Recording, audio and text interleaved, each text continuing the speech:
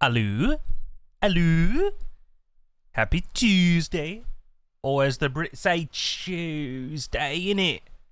But how are you all doing? Hi. Hi, Lifehacks. Hi, Cass. Hi, Kona. Is Kona a good name? If you're still here, Kona, is that still good? Hello?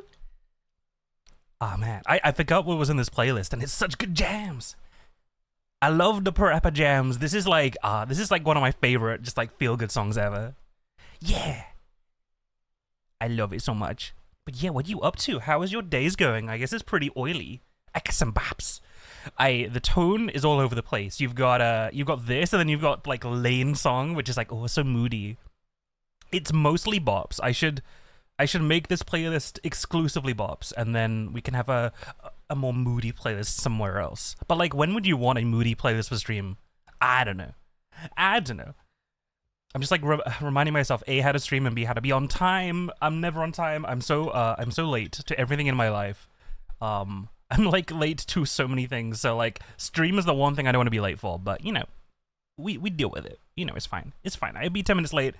As punishment for being 10 minutes late, I have re-enabled the laugh track so Lifehacks can laugh at me, and Holden potentially can laugh at me, because they've always loved to laugh at me, because, you know, they're my little gremlins, my little boys. They're my boys. That's right. Is that coming through, by the way? Because that's an old redeem from last year. Hi, Holden. Hi. Did the laugh work? Because otherwise, I'll need to tweak it. Because that's the only redeem from the old way. That's the redeem from the old Dorran. Yeah, it works nice. Well, I bet I better go say hi to you. Let's go to my house. Let's go to my study. I hit this button, right? Bam. There I go. It's never gonna get old. It might get old. Is it gonna work? Hey, hi. How are you doing? How's your Tuesdays? Let me look forward so I can make sure I'm looking the right way. Let me put OBS on the main screen so I can see all you lovely people. How is it going? How's your Tuesday? Smile. I'm so smiley. The laugh track is back, baby. That's what the people are excited for. I disabled it for the debut stream because I knew you would use all your points and be a mischievous little fella, both of you. But I've re-enabled it because it's nice. And is Gibby? No, I disabled Gibby. Gibby will be coming back at some point. We will have new Gibby. New Gibby, I declare. We will have him soon. I just need to 3D model him. I'm going insane. I'm just like, you know what? The green screen Gibby isn't good enough, because the green screen that I used for Gibby was like super low quality and blurry, so the Gibby never quite looked right. So I was like, what if I make him? Oh my god, the Gatcher is live. Cass is already Gatchering. You need 3D model Gibby. Hi, Jules. Hi. God, I need to enable shoutout commands so I can shout both of you out, but like, in the effort of fairness, everyone go follow Jules and Cass if you haven't already. I'm demanding it. I'm pointing at you. Oh my god, my fingers are so freaky sometimes. My fingers are so freaky. But hey, everyone go follow Jules and Cass first. They're both lovely. But yeah, I need to 3D model. Oh no, it didn't. Wait, wait, the video didn't work. Why didn't the video work? Hang on. I just like got hit by a ghost. A ghost. A ghost came and like kicked me in the face. Oh my goodness. Uh-oh. It's fine. It'll work next time. I just forget mix it up as being stinky. Oh my god. Who's gatching already? Alright, I will let you gatcha for like 10 minutes. And then I'll maybe turn it off. We'll see. It's fine. It just takes up a lot of space. It covers the chat. Cause I'm like, oh, you got a dupe? Yeah. I wish. One of the things that I'm gonna do in like 2 weeks, maybe like a month, is I'm gonna rework the gacha code so that if you get a dupe, you get coins, and then the coins you can spend on the gacha. You can spend them on the mini-me's in like a couple months when there's stuff to buy. I also might just like give you silly hats because I clearly need more ways of like decorating people. Teehee. Phantom kick, yeah. Oh my goodness. I kind of feel, oh man, coming back from 2-month hiatus, going straight into a debut, I forgot how to read chat, so I missed so many messages. So I rewatched the VOD and I was like, oh my god, these people showed up and I didn't realize. I was so sad. But yeah, oh my god, I have so much to do though. So many things I have to like edit. First of all, thank you anybody who made a clip. You saved my life, because when people make clips, it's just like, oh yeah, that was the bit that happened, so I can go and clip that like myself later and trim it down and then post it. Y'all are so lovely, because I really want to get into posting social media clips, because I'm a little bean. I kind of want to like, I hate to say take things seriously, like seriously. I don't want to take things seriously, but I am gonna do things like, I don't know, put effort in, right? So as part of putting in effort, I want to like make my TikToks again, upload a VOD channel. That's the other thing, I'm making a VOD channel, because even if like 3 people watch the VODs, it's free to upload them. Why not? So I'm gonna be uploading some VODs as well. I think to a new channel. The existing channel will like get a refresh, and maybe I'll post like edited stuff to it. The issue is like, I do not A, make enough money from streaming, or B, have the time myself to edit videos. So I'm like, what do I upload there? But we'll see. Darn your TikToker, yeah. Even though my TikTok is like the worst, I have to keep like remaking TikToks, because every time after like I use TikTok for like 3 months, the like algorithm like just learns too much about me and it freaks me out. It's just like, you live here, right? And I'm like, no. Truthfully, I do. It's just like, oh god, it knows. It's like recommending me like my exact town. I also hate how like it like, I swear it does like location tracking in very strange ways, where like if you're like, I'm not sure if anybody else has seen this with TikTok, but like I am some sort of green bean. It's true. I'm so green today. I do like this green default, even though it is very green, and I'm like probably scaring people with how green I am. I'm not sure if anybody's noticed this, but I swear TikTok knows where you are, because whenever I am at the gym, it like recommends me gym TikToks, and that freaks me out, because I'm like, how'd you know? How'd you know I'm at the gym? Who told you this? But it doesn't recommend them when I'm not at the gym. Do you want to dress up? I mean, maybe. It's only once per stream, so use it wisely. Use it wisely. Wait, what? Well, that's not the right transition. Oh well. See that transition? It's wrong. Oh well. Okay. Flame server is connected. Okay, let's go. Dress me up. Dress me up. Get it out of the way. Holden has decided you must dress me up, so now you must do it. I'm just keeping an eye on the screen. If people are scared of green, then they are weak. That's true. Jules is right. Jules is the queen of green. Jules is the queen of green. Or the green of queen. Both works. Both work. It's true. Green is an underrated color, I feel. I feel like if you put all the VTubers into a blender and tried to like find their color, you know, have you seen those videos where like they'll get a bunch of different clay of like, they'll like make a character's like colors and turn them into, what? I'm explaining that poorly. Imagine like you have characters that are made up of certain colors, and then they get clay of those colors and smush them together to find like the common like default average color of the character. Have you seen those videos, or is it just me at 3 in the morning being like, clay videos, I love it. Also, hi PP, hi. This doesn't, I'm, oh my god, you've just made inverted me. I think we should keep it out. You know, you have to fight. You have to fight each other for deciding what color I'm gonna be. And then I randomly hit stop, and then we just decide on it. But yeah, I know, this is very exciting, and I am very happy that, like, ooh, I like this. Ooh. I feel very, like, bisexual lighting. I'm stimming. Yeah, Cass is like, yippee, click, click, click, click. Make it widescreen, make it minimized, all the buttons. Honestly, I feel like, also, hi, it's something, hi. How is everyone doing? How are you both doing? Uh-oh, it crashed. Wait. Oops. Wait, let me reboot it. There are many things that, like, I'm going to fix. Eventually. Like, right now, a bunch of the stuff is in Mix It Up, and Mix It Up doesn't like this one bit. Mix It Up is just like, oh, there are too many buttons being clicked, I'm scared, and starts crashing. So, in the, like, next 2 weeks, I want to move everything over to Streamabot. That'll mean all the redeems work way better. Ooh, nice color. Ooh. It'll mean that the dress-up works better. It will mean that the stream avatar's gacha works better. Pretty much everything will work better. The only... Ooh, I'm red. I'm now blue. Fight for the colors, yeah! I'm so glad we get used to this though, even though I'm only allowing it like once per stream. Ooh, blue. Ooh, yellow. Ooh. Also, yeah, so we're gonna be going to today's stream. We're gonna be going over how I made this model and how I made like other things too. So you'll see my terrible mouth tracking. I made all the mouth tracking, and it was the first time I've ever done it, which is why it looks weird when I go ooh. I look like a fish.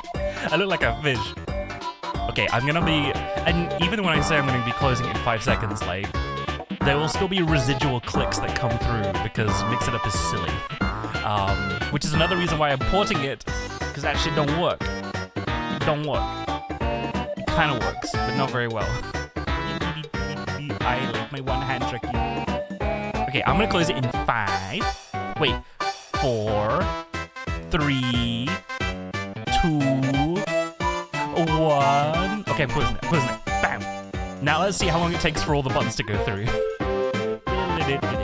It might not take too long because obviously this is not a debut, so we don't have like 40 people here. By the way, 40, like, I saw we had like 40 people. We had like 40 people here for the debut, which was like more than I could ever dreamed of. So thank you so much. Everyone was so nice, and so many people were like spreading. I saw in people's discords that like people were posting like, hey, just know guys going to debut, go check them out. And I'm like, I'm gonna find my I'm gonna find my crying. I'm so happy that like, I don't know, people felt like I was cool enough to recommend. So thank you everyone who did that. I know everyone's so cool. Sniff. Oh, but you're so sweet. Everyone's so sweet. Okay, I think we're gonna settle on this. So let's go back to the study. I'm sitting down. That's me sitting. Just, you know, the dress-up music is a little louder than you. Oh, my bad. I gotta make a note of things to fix. That transition was wrong. So what is it? The dress-up transition. Also music. Get back. Music. Come on. There we go. So dress-up transition. And then the music loud. Okay, thank you for letting me know so I can fix them. The redhead from space, that's me. I feel so alien coded, which is great. I mean, I said it like last week, but I like being alien coded, even though I'm not an alien. Oh shit, there he goes. There he goes. Yippee. I'm from Avatar. I'm from Pandora. Please don't mind my tree for unobtainium. Yes, they called it unobtainium, and yes, it's stupid. But, man. Avatar was one of those films where I'm like, Avatar The Way of Water took like 10 years to come out, and I was like, surely it won't be good because it's like a 10-year sequel and to a film based on Pocahontas, and it's like, oh, it actually kind of was good. Everyone said it kind of was good, so I'm like, oh, surprise. That's like Planet of the Apes. I have like not watched any of the Planet of the Apes films because I'm like, surely it's just like a tired rehash, but apparently people love them, so I'm like, damn. Guess I'm wrong. Guess I better go see some monkeys on the big screen. Big screen monkeys. But yeah, oh, everyone's so nice. Okay, let me just go back on chat. There we go. You're from No Survivors. Oh my goodness. No. Oh, wait. Who wants to go on the shelf? Before I get distracted, who wants to go on the shelf? I want to put somebody on the shelf. Somebody needs to go on the shelf. And I see Holden's still got the gold on. I see Gammy's got the beanie, Jules has got the alien, Tishy is default, Atomic is nice and red, TK is default, Cash, me, okay.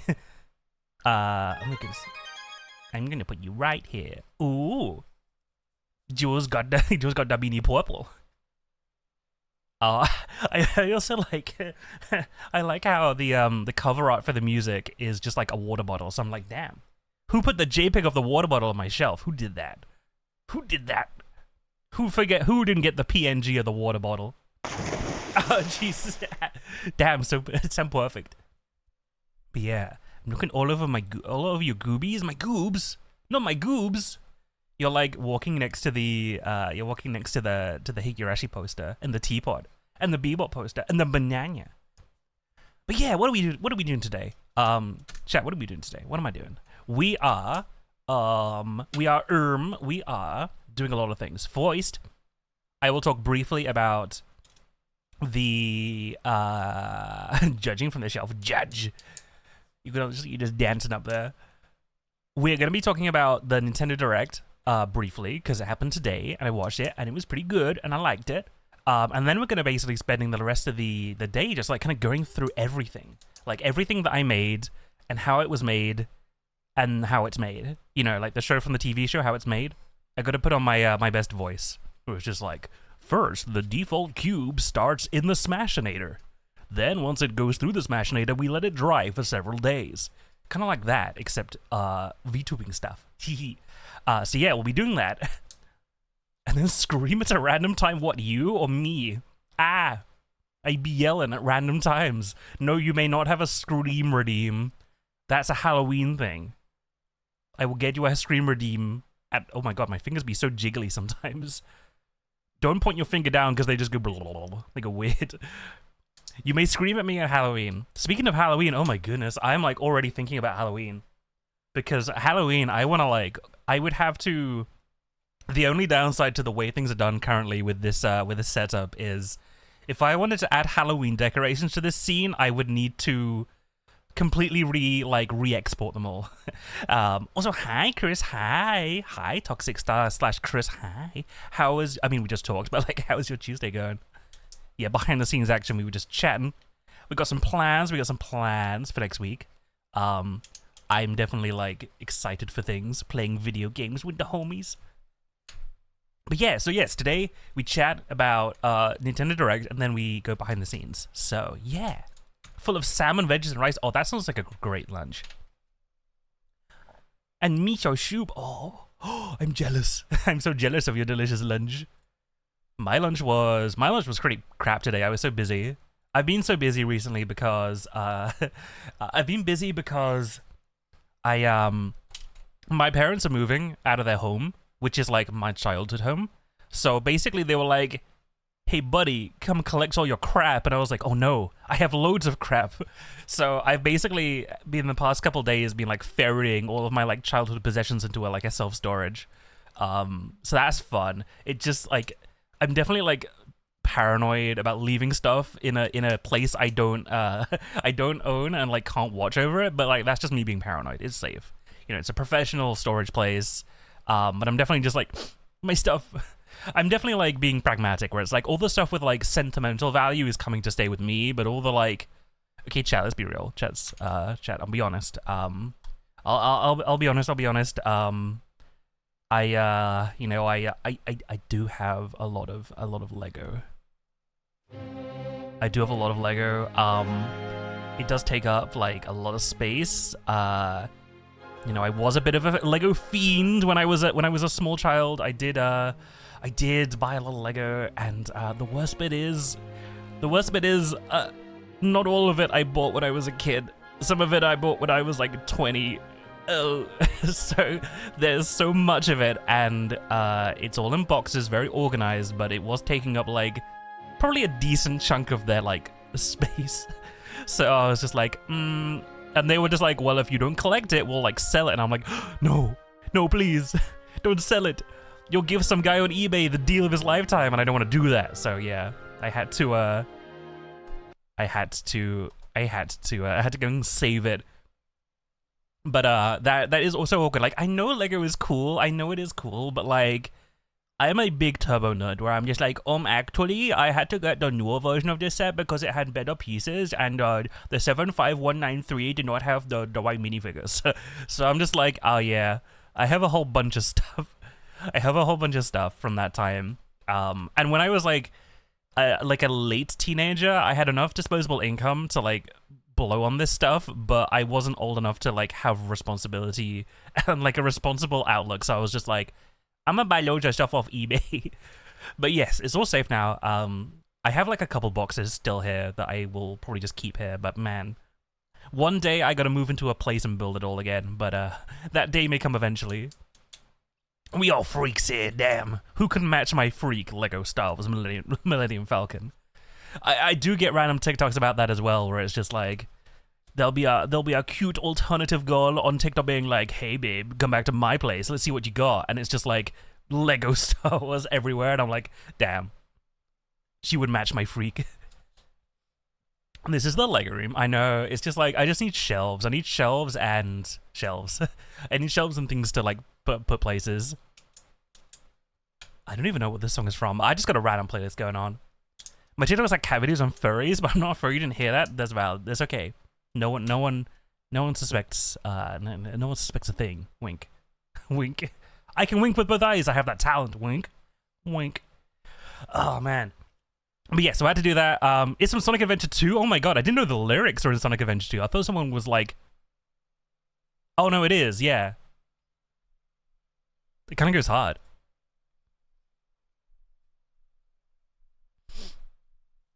But yeah. Okay, well, oh yeah, that's the other thing. So, how many followers are we at? We're like at, I can't actually see, but I swear there's like a bar somewhere like down there, like over there.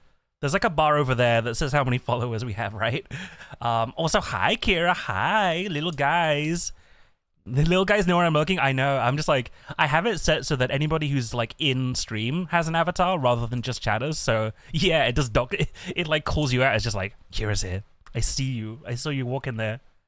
I saw you walk in there and I was like, ooh. 389? Okay, cool. So I was gonna say, I have a goal. I have a plan. Also, my mouth is huge. Wow! I have a huge mouth. I forget.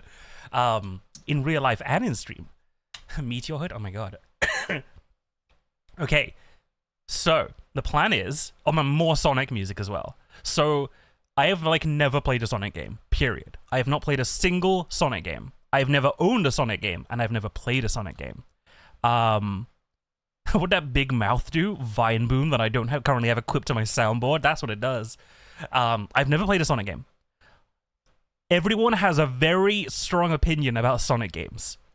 And I feel like I cannot say my opinion on Sonic games because I've never played them. And it is stupid and dumb to voice your opinion about things that you haven't consumed. And people do that all the damn time on the internet. They're just like, I don't like this thing. I've never played it. And it's just like, well, how do you know? How do you know how good this is? So I was like, well, if I really want to... if I want to continue shit-talking Sonic in the way that I do in my head, I have to play them and form the opinion myself. So when we reach 500 followers, which is like 100 and... So you said 389, right? Which is like... however many that was. So like 111.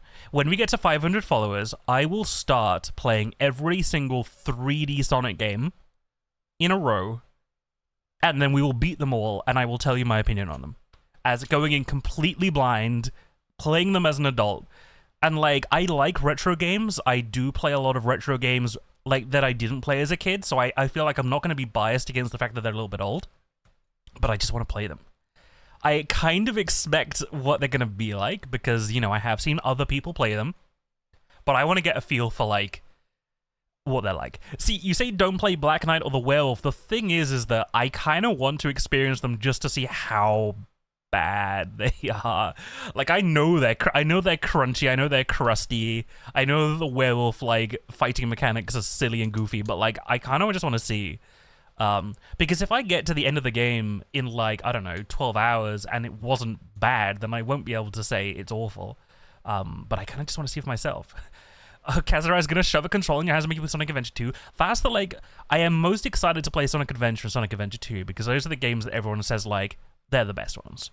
The only downside is, I think to, like, beat Sonic Adventure 2, you have to play it, like, 3 times as, like, the different groups. And I'm like, do I have to play the game 3 times? I don't know if I'm prepared to commit myself to that. Sonic here is an air ride? Ooh. I mean, I'm not going to play the, like... Is Air Ride's a racing game? Kinda. It's kind of weird because, like, all Sonic go fast, but some Sonics go fast as, like, a racing game, and other ones are more, like, single player. So, like, I won't play the racing games. I'm also not going to play the 2D games, even though I know they're, like, pretty good, because I'm purely interested in, like, what is 3D Sonic like to actually play? Because I've heard many a thing about 3D Sonic. You know, I've seen, you know, back in the day when I was a small child, you know, watching the Game Grumps play Sonic 06 and being like, oh boy, this game sucks. But, like, I kind of want to make my own opinions up. You like Sonic Unleashed? Oh my god, Holden's calling you out. So rude, Holden. You like Sonic Unleashed? I mean, that's the thing is, like, games can be formative, right? And I know that better than I know that well because I grew up in a lot of N64 games that were not good, but they're formative to me, so I love them, even though they're kind of goofy and silly and not very well put together. It's not 3 times, just 3 different parts of the story. Oh, okay, in which case that's fine, as long as it's not making me play the same. Well, okay, I don't mind some levels being reused, whatever, as long as it's not now you must beat the game again, play through every level, because I know it's a lot of commitment, you know. But hey, yeah, you especially the daytime levels where you play this regular song. That's the thing. Also, I'm gonna blow my nose real quick. You can tell how stuffed I am. One mo.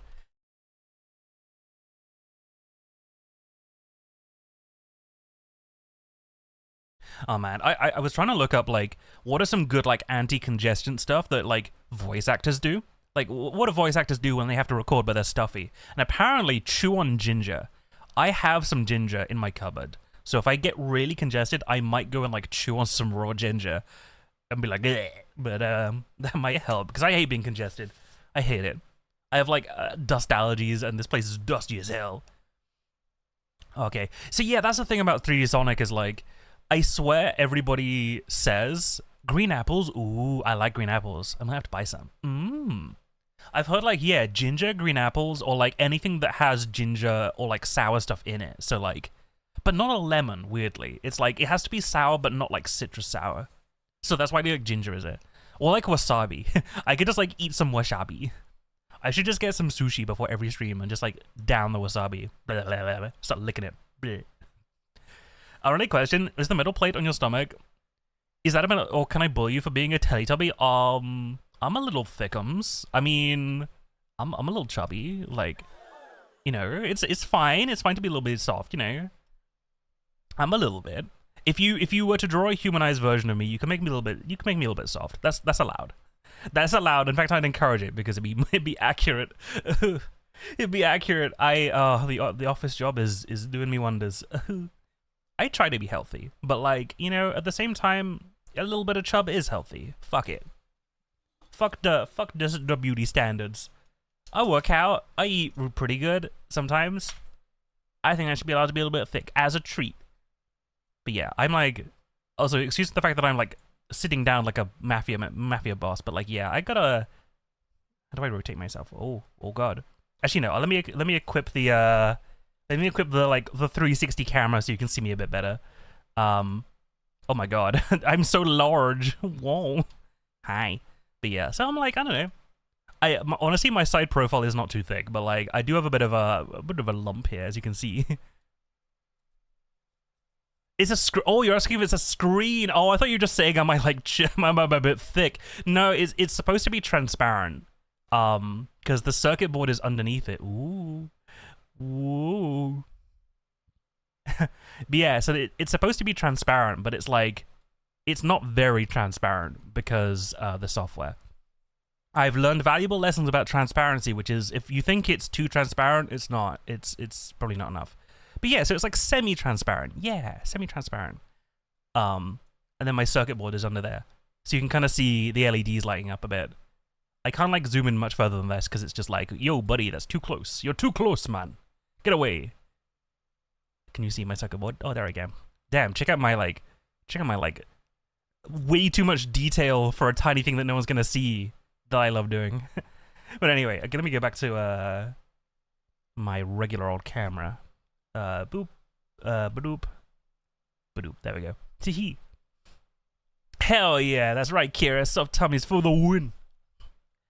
Do you know what Teletubbies are? I know what Teletubbies are. Yeah. I just didn't read the telly bit and I was just can I bully you for being tubby? And I was damn, harsh, but kind of yeah. Can I go watch The Simpsons? And I got no. You can watch The Simpsons in 32 pixels by 16 pixels on my eyes. You can. My eyes are basically the Game Boy game. You know the Game Boy Advance video, where you could watch The Simpsons in 160p, or Jimmy Neutron in 160p. Well, imagine if they released Game Boy video, not even Game Boy Advance, just regular old Game Boy video. That's how you'd be watching TV on my eyes. Imagine seeing Bart Simpson in 16 pixels tall. It'd be amazing. It's sparkly though, true. I'm a little bit sparkly. I got some glitter. When I realized that the transparency wouldn't work very well on this model, I was like, you know what? How can I salvage this? And the answer was glitter, of course. Glitter. Everyone likes glitter. Semi-transparent glitter. Stop moving. I'm trying to catch up on the new season. Ah, no. They wouldn't have released the new season of The Simpsons on Game Boy Game Boy regular video. You know, which one is my favorite? Ooh. I feel like when I watched the Teletubbies back in the like late 90s when I was a baby, I don't think I was fully like, you think I'm a Poe liker? You're right, and I don't know why. Oh god, I'm so congested, hang on. I'm actually gonna get some ginger in like 5 seconds so I can stop being so congested. It's the damn pollen. Yeah, I am a Poe liker. I felt like Poe was like the cheeky one. He was up to no good. But then I don't think any of them really had that much personality, which is like, you know, I think that's fair. I feel like it's hard to have a personality when you're saying like at most 3 words in a sentence, and most of them are proper nouns. It's like Poe says TV, and you're like, cool. You do that, king or queen. You know, I'm not entirely sure what the genders of the Teletubbies are. I think I forgot. I think I like phased that out. But you know what? Let them be non-binary. Let them be non-binary television aliens. We love that. We stan. You love the pink goob. You loved the tubby custard. Bruh, I love that. I love when like videos of the tubby custard goes like viral for like people pretending it's real. It's just like, this is what's in McDonald's chicken nuggets. And you're like, nobody. I was there in the 90s when this aired. I know tubby custard when I see it, buddy. Now they should sell real tubby custard that you can eat. That's my hot take of the day. They should sell that shit. Because, you know, that's like, I feel like I would eat the goop. I would eat the goop. Tubby toast is just bullshit because it's just regular ass toast, and like, you know, I kind of like that it's just regular food, but at the same time, give me something interesting and weird. Tubby goop, tubby custard. First of all, custard ain't pink. Second of all, that shit ain't custard. So like, I kind of want to eat it. What are the macros of tubby custard? Let's be real. What do we got in there? How much protein in tubby custard? Google's furiously, how much protein in tubby custard, bro? Can I recommend it to my gym bros and be like, bro, you gotta try this tubby custard, man. Shit's lean. Oh my god. I saw someone, I was at the gym today and I saw someone wearing a Chainsaw Man t-shirt, and I was like, damn, the nerds have entered the gym. My people. But at the same time, I have not seen Chainsaw Man, so I did not strike up a conversation. Now, if they were wearing a Lucky Star t-shirt, you can guarantee I'd be talking to them. I'd be like, bro, 2000s anime in the gym? Hell yeah, let's go. But alas. You want human kibble? I mean, ooh. I feel like we're getting there. I feel like a lot of the, like, supposedly health foods, because, like, that's what kibble is. Like, dog kibble and, like, cat kibble. It's just, like, mechanically the healthiest thing you can give to a pet. But it's probably, like, really bland and tasteless, which is probably why pets aren't particularly fond of it. So I feel like if you go and like buy healthy cereal, it might as well be kibble, right? If you want the kibble experience, go and buy like the healthiest, fibrous, least tasty cereal that you can find, and that's probably the same experience. Bro, I wanna eat Scooby snacks. Like, Scooby snacks are like dog treats, but like they kind of look like Ritz crackers. So I'm like, edible maybe for me. It's not the same, yeah. It's not the same unless you like put it in a. Okay, fine. We'll buy some healthy cereal and put it in a kibble box for you, just so you can be happy. Oh shit, what were we talking about before I got on the distracted? Oh yeah, I'll go get some ginger in a second. But yeah, Sonic. So yeah, when we get to 500 followers, I will be playing all the Sonic games, all the 3D Sonic games in a row.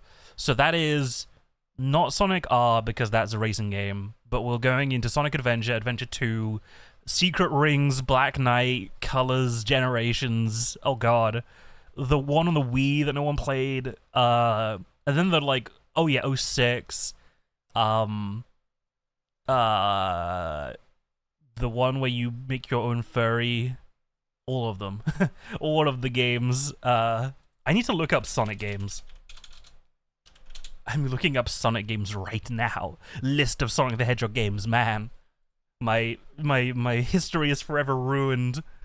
Okay, let me see if I can. Let's make a new window capture, and we should call it Firefox. Firefox. There you go. Cool. There we go. There we go. And let's pull up my TV real quick. Ooh. And then we shall put the screen in the screen like so, like these. And then we drag it into the TV redeem so that when I move the TV, it goes away. There we go. Sonic games, yippee! Have fun, dude. Yeah, hope the rest of your work is good. See ya later. Bye bye now. I'll go wave. Everyone say bye. Bye bye now. Do we even have a bye? Wait, do we even have bye? Do we just have hi? Oh, we only have hi. No, I need to get by right now. I have to get by right now. Me, literally, at every possible time that there is a sexy man in the room, I have to get by right now. Hi. Aw, that works too. Where's my stream? Is it 7TV? Oh, thanks for the correct use of the laugh track rather than just a laugh at my existence. Oh, Kira, you're using it too nicely. Everyone else is just like, I'm going to laugh at you when you say something silly, and I'm going to make fun of you.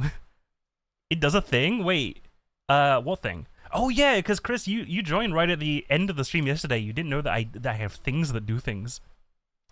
So I gotta redeem things now. I gotta redeem the Lego Star Wars. It goes around and flies around. Yippee! Uh oh, my head's gonna get big. Ah. Uh oh. Uh oh. Oh jeez. Ah. Everything is going off at once. Where did I go? We're back. We're back. Oh god, my head is still huge though. I want my head to make me sound deep voice. When I do a big head, and I want my voice to be high pitched when I have the mini redeem. I want to do all those things. I'll do them for like next stream maybe. Yeah, now we have buy. This looks like wrong though. This buy emote looks wrong. It's like low, like it looks weird. That's like the wrong buy. Whatever. I'll fix it later. Okay, have fun. See you later. Sorry, it's 7TV. Okay, I'm writing myself notes on shit to do because otherwise I won't do them. But yeah, back to Sonic. Sonic time. So, how many Sonic games we got? We're so ignoring Sonic the Hedgehog. There we go. Ignoring Sonic the Hedgehog and Sonic the Hedgehog 2 and Sonic CD and Sonic Chaos. Jeez. Sonic the Hedgehog 3. Sonic and Knuckles. Okay. Sonic Triple Trouble. I thought that said Trip Trouble and I was like, Sonic takes meth and needs to be Tripsit. God, that's terrifying cover art as well.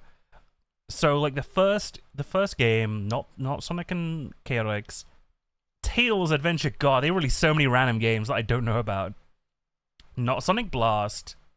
It's gotta be for the. Where is it? Yeah, 3D platformers. This is it. We might play Sonic 3D Blast, maybe, but then it's Sonic Adventure, Adventure 2, Heroes, Shiny. Okay, we gotta play Heroes. Oh, we gotta play Shadow. I kind of really want to play Shadow because of how silly it is conceptually, and it's on the GameCube, which is great. I love the GameCube.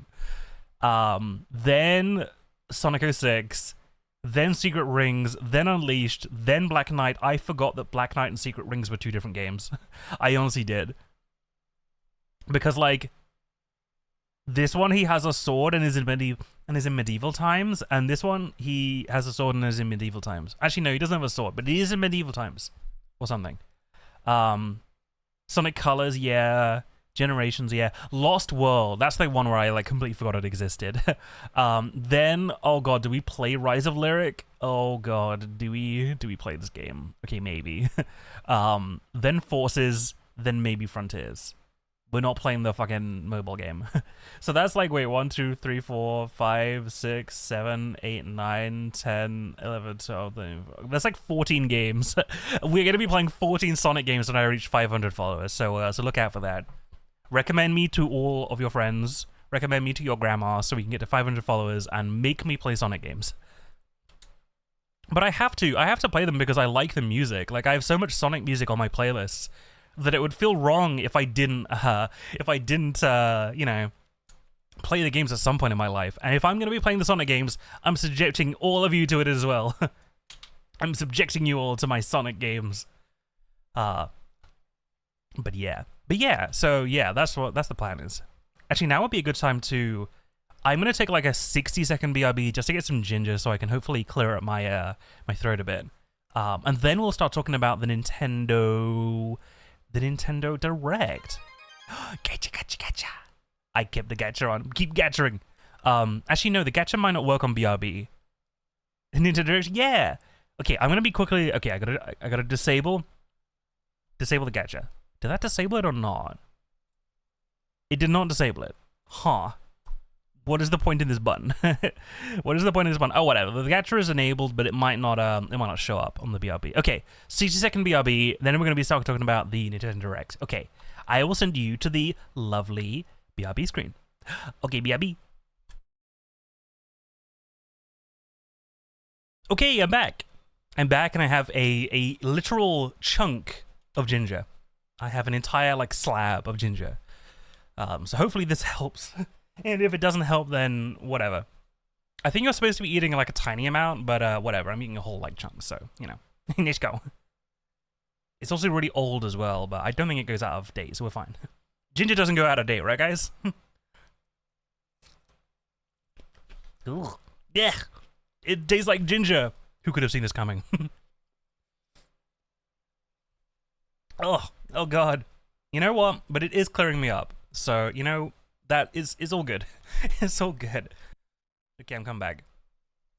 I'm coming back to Sonic the Hedgehog Wikipedia page. That's what we want to see. Okay, I'm going in the middle. I need to... Which expression describes the ginger the most? This one. No. Okay, but yes. Okay, so Nintendo Direct. Let me find the Nintendo Direct. This isn't going to be a react stream because, like, obviously I've seen it before, and I want to get into the behind-the-scenes stuff because it will take like several hours. But just real quickly, Nintendo Direct games. Okay, do we go for IGN? Do we go for Nintendo Life? You know what? I'll accept Nintendo Life. Okay, let's go through them. Where are we? We're over here. Yeah! Okay, starting off with this one. Mario and Luigi Brothership. It looked really cute. It looked really, really cute.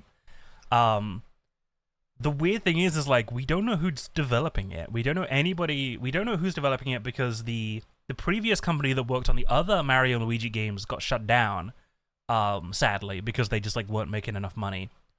Because I don't think the like re-release of the Mario and Luigi Bowser's Inside Story, I don't think it sold well enough, so sadly they got shut down, but somebody else has clearly taken up the mantle of Mario and Luigi, so I'm excited to see what they do with it.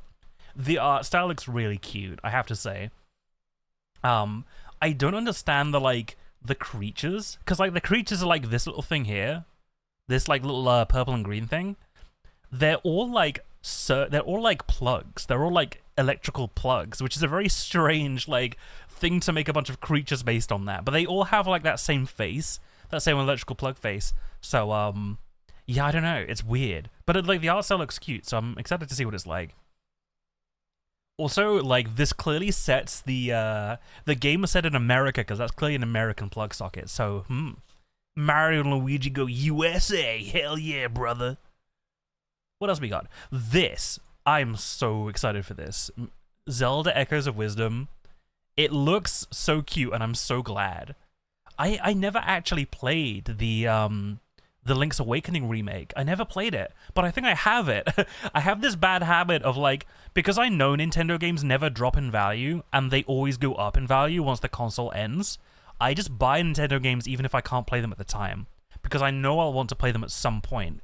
And, you know, I'll be using my Switch forever, so, like, or until it dies. So I'm just like, I'm buying all these games even though I'm not playing them. But I think I've bought the Link's Awakening Zelda, but I haven't played it. But this looks really cute. I'm really happy about this, just because, like, A, you get to play as Zelda for the first time, yippee, but also, the mechanics look really cool. Because you're like basically making duplicates of items in the world and like doing things with them, like building little staircases and dropping them on enemies' heads. I think that's awesome. I'm so glad that they've like found more ways to add fun mechanics to 2D Zelda games, I guess. Because there's always the risk that it's just like, everybody says they want a Zelda game where you play as Zelda, but I feel like for some people, they just want a game where you like they just want a Link game but with Zelda's model on it. And I feel like I don't know. I've had enough of those. I kind of want spice, something spicy and interesting. So I'm glad that like I am glad that like the Zelda team is pushing the boundaries of the mechanics of this series and doing more stuff with it. Because I don't know. I'm aware that I have a very unpopular opinion on Zelda. I feel like my opinion is quite unpopular. I know that there are people with the opposite opinion, but like my opinion on this is like I like that the Zelda team is trying new stuff, even if it means that it doesn't always resonate with people. Because, you know, story time, I've played every Zelda game from Ocarina of Time onwards. I went back and played Link to the Past. Ocarina of Time was like one of my like formative childhood games, and I love it to death. I play it like every year. I just pick it up once a year and play it because I love it so much. Majora's Mask I love, but it's kind of hard, so I don't always play it that often. Wind Waker is fantastic. I've only played it once, but it was really fun when I played it. Twilight Princess, same deal. Played it once, loved it. Haven't gone back to visit it, but I will be streaming it at some point because I've never played it with a real controller. I played Twilight Princess on the Wii with a dumbass Wiimote, and I hated the Wiimote bit, but I loved everything else, so I'm excited to play that game with a real controller. But I bought Skyward Sword. I bought Skyward Sword on launch day, and I was so excited to play it, and I just did not vibe with it. I did not vibe with Skyward Sword at all. Playing Skyward Sword feels like you're in Disney World. It feels like you're in Disney World, and you're being taken around the rides. It didn't feel like good adventure. Because every time I was like, oh my god, a place to adventure, a place to explore, it was like, no, there's a wall here. You're basically inside a basin at all times. It's like the opposite of an expansive world, where instead of like having true freedom to explore the world and be like, oh, what's over there, what's over there? It's just like, no, there's walls on either side of this. You have to stay in this little tiny pocket. Do not even think about exploring outside. And I know the reason why that is the case, because it's Skyward Sword and you're flying a bird around. So they have lots of small pocket areas, but it really felt like, well, the sky isn't that interesting to explore, so it's like a lot of very small areas and then nothing sky, which is exactly like Starfield, because everyone is just like, why is Starfield boring? And the answer is because like space is empty and the planets are empty, and the interesting stuff is very far apart in tiny little pockets. Skyward Sword felt like that, where all the interesting stuff was very spread out. And everyone didn't shut the fuck up. This is a big problem with Skyward Sword and a lot of games. It's just like you have a bunch of characters that do not shut the fuck up, and you're like, damn, I really want to go swing my sword at things right about now. And the game's like, no, we actually want you to talk to this like raccoon thing for an hour, and you're like, oh, I really don't want to do that. But yeah, I did not fuck with Skyward Sword. Also, I can't even play Skyward Sword anyway because of the motion controls, so I might replay it. But I'm glad that, like, I know Breath of the Wild and especially Tears of the Kingdom, like, are pretty mixed in terms of people's opinions on them, but I am glad that, like, they are trying new stuff.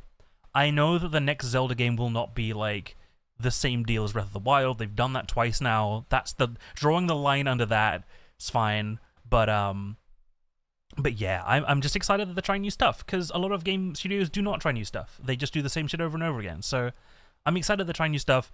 I know that Tears of the Kingdom doesn't resonate with everybody, but when I see stuff like this, I'm like, okay, they're trying something new and exciting, so it's cool. What else we got? Oh, they're literally just showing 2 games. Thank you, Nintendo Live. This is your site sucks. Show me every game that got announced. There we go. I mean, to be honest, those were the 2 main ones. So you got Legend of Zelda. I kind of want to... Let's play this trailer in the background. I'll just, like, play it mute, so we can kind of see what's going on here. I do like how it starts with, also, for this, there we go. I do like how it starts with, like, you know, Link, Zelda trapped in a crystal. Typical Zelda, always being trapped in crystals. Don't you hate it? Don't you hate it when your girlfriend is just like, oh my god, I don't know what to get from Chick-fil-A, and then she gets trapped in a crystal. Such a common issue we all feel. But yeah, I like how this is just like, it sets it up like it's going to be another Legends of Zelda game with Link. It sets it up like that, and then it, like, very slowly dawns upon you that, like, wait a minute, Link is getting sucked into the goop, as he tends to do. But yeah, I'm excited to, I'm really excited to, like, look at this. And this comes out, like, September, right? It comes out pretty early this year. Not, like, early, but, like, it comes out in a couple of months, which is awesome. I think it does anyway. We'll get to the end of the trailer and it'll say what it is. But yeah, I don't know. This looks cute. It's like I love the cute little art style. It looks like there's a lot of adventure there. It does look like it's relatively open, not like an open world quote unquote game. It looks like it's an open area, which is always nice. And then look at that, yippee, yippee, yay! When did it say it was coming out? Oh, Aonuma, get out of here, Aonuma. When did it say? It didn't say release date. So Aonuma, yup, yappa. Hi, Aonuma, bye. So yeah, it looks. I don't know. It looks really cute. Oh yeah, and I love how like there are so many little there's so many little creatures and stuff from the other Zelda games here as well. I want to go to the the Zoras as well. Come on, get to the Zoras because they have both types of Zoras. I also love that they're giving her a little hood. It's very like Sheikah. Okay, I'm eating more ginger to decongest some more.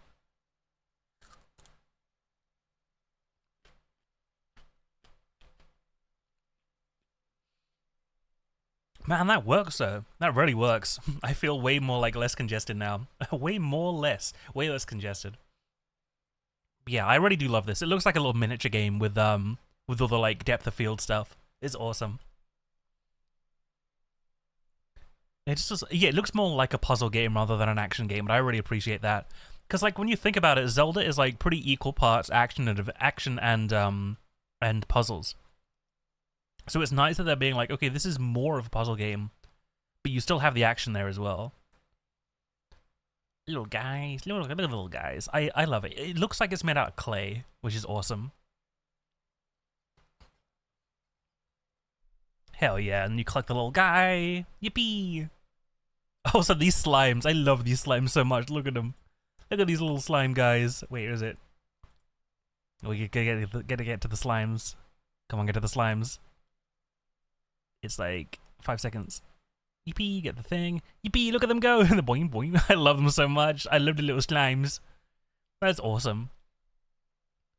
Yeah, man, I can't wait to play this. It looks just really. It looks new and exciting and creative, and I love that. I love seeing Zelda like have this level of like new stuff to do. As long as it's difficult, that's the only concern. Because like whenever I see like cute looking games, my fear is that they just are too easy. Because like that's the issue with like the Kirby and the Yoshi games. Because like they look cute, but like actually playing them is way too easy. It's way too easy. So you don't really like, I don't know. Unless you were a small child, you don't really get a lot of challenge out of it. So yeah, that's my fear. But hopefully they do a good job. What else got released? Oh, so yeah, Metroid Prime 4 as well. Metroid Prime 4. This is obviously like the big one. Where it's just like the game that like has been in development hell for like 7 years is finally getting a trailer, and I'm so excited. But yeah, man. It looks. I'm sure this is. This looks in engine. That's the thing. This looks in engine. Which is wild because if this game looks this good on a default Switch, then they've done a really good job with it. But like first-party titles always look better. That's the thing. First-party titles on the Switch always look better because they're made for the single piece of hardware, which means that like developers can use all the tricks. But yeah, I'm really excited. I actually kind of want to play the 3 Metroid Prime games on stream at some point. Maybe in 2025 when we get closer to launch of this game. Because they are great fun. And if you've never played Metroid Prime, or you have played Metroid Prime before, I'd really recommend playing it on Dolphin. Because with Dolphin you get a mouse and keyboard controls, and it's really nice. I love playing Metroid Prime on mouse and keyboard. In fact, it's one of the only ways I can play it. Because I'm never very good at the motion control on the Wii. But yeah, oh man, it looks fun, it looks cool. I love the little jump around. Oh yeah, we got the Sonic music playing in the background as well. Oh yeah, then there's this Silux, whatever his fucking name is. Some asshole that we gotta kill. I'm excited. Prime 4. Ooh. Beyond is so cool. I'm excited. And I know it's 2025. You don't get an actual release date, but still. 2025 is better than nothing. I'll take 2025. So what else we got? What else we got on this thing before I go into the behind the scenes stuff? So yeah, we've got Mario and Luigi Brothership. That looks really cute. Dragon Quest 3. I'm glad it's in HD. I've never played them, but you know, glad for people that like this sort of stuff. And then Donkey Kong Country Returns HD. That's always cool because this game is really nice, but it's locked to the Wii. So I'm glad that it's like getting another release, and it looks really nice as well. I say it looks nice, and then my like video is the lowest possible quality. There you go. Oh, it looks really nice. It looks cute. I might play this at some point. I'm kind of like, I don't know. Is it kind of counterintuitive? Is it kind of contrarian to say like I'm glad these games exist, but I also haven't played them? I'm glad these games are getting re-released, but I personally haven't played them. But I'm glad for the people that have played them or want to play them that they exist. And I think I would enjoy them because, you know, I do like platformers like this. I'm just more of a 3D guy, what can I say? I like 3D games more than 2D, just personally speaking. And it's why I haven't played a lot of Metroidvanias, although I'm always looking for recommendations. I kind of want to make a game recommendation channel in the Discord. So yeah, so that people can recommend stuff, because I'm always looking for fun stuff. I really want to play Castlevania Symphony of the Night, because that's like, you know, one of the famous Metroidvanias that I've heard great things about. So maybe someday on stream we'll play that. Now that I'm streaming 3 days a week, there's way more opportunity for like streaming lots of shorter and longer games as well. So definitely keep your eye open. See, and that's a good segue into my little yeah, all the other games are like lots of RPGs, some sports games, Looney Tunes Sports, Mii Sports, NES re-releases, Lego Horizon, which is like industry plant. You played through Symphony of the Night 3 times and bought it for every console available. It's that good. I know, I've heard great things about it. And the music is stellar. Like, the music is one of those things that is on Spotify, and I listen to it and I'm like, damn, all of these songs are iconic. So I'm definitely gonna play it on stream at some point. And I'm kind of sad because like I feel like while you get a lot of 2D indie games, none of them have really done what Symphony of the Night has done. Because I feel like Symphony of the Night, the draw is like how gorgeous the sprites are, how gorgeous and large the character sprites are. It's not a Metroidvania where the character sprite is little tiny little sprite where it's like, oh, little baby sprite. It's like big sprites. It's like huge, and I feel like that adds so much like character to the character, adds so much like detail to the player character. Welcome, hi, thanks, welcome back. Are you glorping? But yeah, I was gonna segue into my like schedule. Gonna do a bit of a schedule segue. Where are we? Oh, Maddie retweeted my thing. Aw. Where are we? So yeah, my schedule. Also, the baby. Do you like the baby? This is like one of the little baby Zoras in the Zelda game, and I'm just like, oh, baby, I love. They're so cute. They're so small. I love it so much. Sorry, I keep moving the screen back and forth. It's just like so I don't accidentally leak shit. So yeah, here's my schedule. So we're gonna be doing. Oh god, no. Well, now we have to wait. Well, now I gotta wait for me to regenerate. You're a troublemaker, you are. What if I pointed a gun at you, huh? Where are you? Oh god, my fingers are going crazy. Oh god. Where are you? Where are you, life hacks? You're over. Where even are you? I didn't even see you. You hiding? Are you in space again? Wait a minute. Are you hiding from me? Where did you go? I don't even. Oh, there you are. All right, Buster. You're going in the naughty corner. Get up there. Get up there. Go in the naughty corner. Oh, actually, that isn't the naughty corner. That's like premium. You can walk on top of the TV. He's so mischievous. He's so mischievous. He goes in the naughty corner isn't naughty because I can still see you when the TV is up. Okay, well, you can stay there anyway. But yes, here's the schedule. The schedule is so today we're doing behind the scenes, basically going through all the stuff I've made for the debut and how I did it, and fun stuff like that. Thursday is corruptions, GameCube corruptions. I don't know which GameCube game we're gonna corrupt, but we're gonna corrupt something. And then on Saturday, I was thinking of playing Blood, which is a new oh god, my phone is already dying. Good shit. Let me just plug that in. Oop.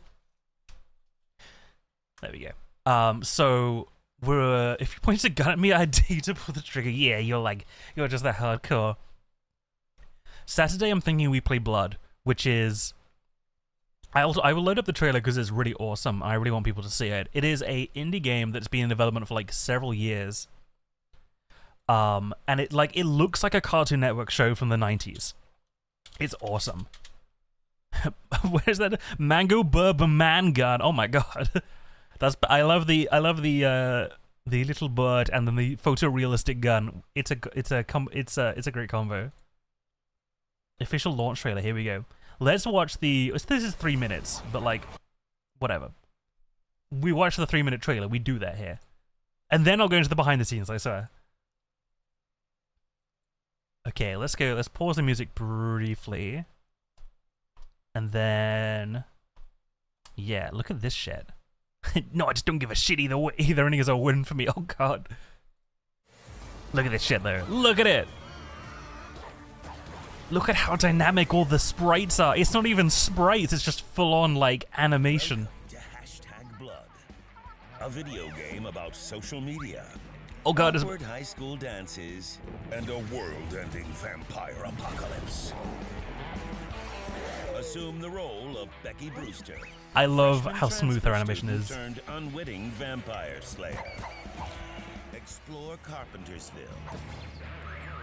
A quaint town with a vast underbelly. Do you know what I mean?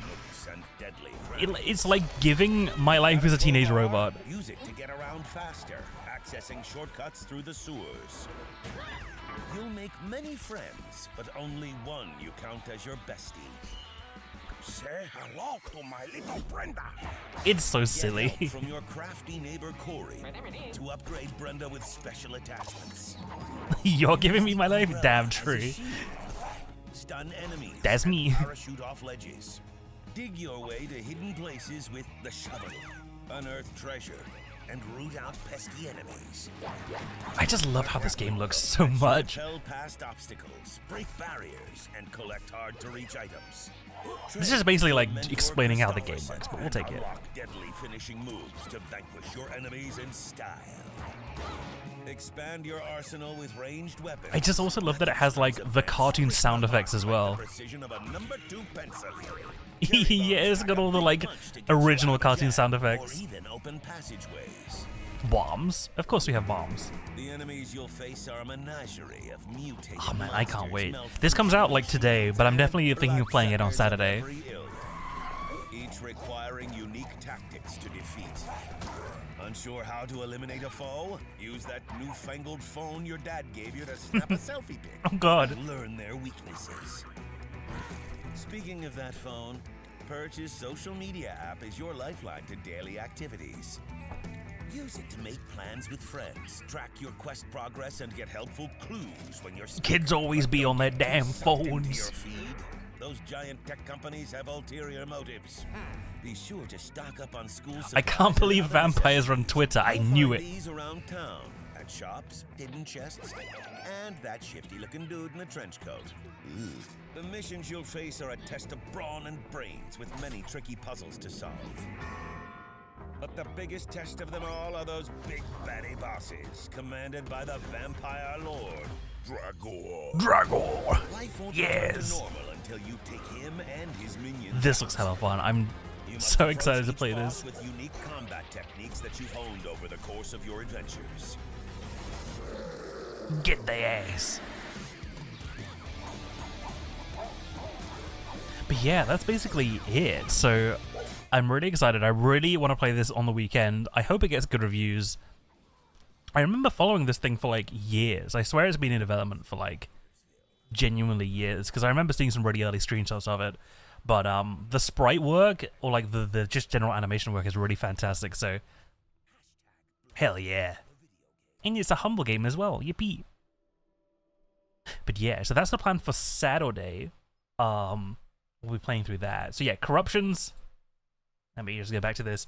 So yeah, behind the scenes today, corruptions on Thursday, and blood on Saturday. Recommend games for me to corrupt in Discord because there's a lot of things that I like. There's a lot of GameCube games that I still have yet to corrupt, so we'll be going through pretty much all of them before we start on the PS2 stuff. So yeah, music, come back. Okay, exciting. But enough of all this nonsense. It is time for behind the scenes. So, I mean, what do people want to see behind the scenes of first? Because we can do my model, we can do the environments, we can do the stream avatars. What are we thinking? Those are like the main three I'm going to go through because everything else is like kind of minor. But yeah, what are we thinking? Model, stream avatars, model, stream avatars, or environment. I might even do a quick poll if people are around to answer the poll. I will do a quick poll. What to look at first? So yes, it's the model, the stream avatars, I can't spell, and then the environments. Environment. Okay, let me know what you want to see, because yeah, it will be a lot of jumping between programs, obviously, just because there's like a lot of stages to all of this. Especially the environments of the stream avatars, they do use like old Photoshop, so I'm not sure if I'll bother to like, show Photoshop, although I could probably show it briefly. But yeah, there's a particular thing in Photoshop which is really awesome, and it gives the environment, if I just like hide the screen briefly, it gives like everything this like crunchy pixelated look. It's a bit of a hack because it's just one of those things where like no one has like really used this technique in a while, so I'm definitely yeah, I'm definitely excited that like it's getting a bit more love. I see tutorials all the time which use this sort of like this particular Photoshop technique. But actually I might as well just like start loading up the model. I loaded up in Blender. Where's my Blender model? I should load it up. I've actually got like multiple versions of the model from all the different older versions as well. So let me load it up. Let me load it up. And I shall, yeah, just like get a capture.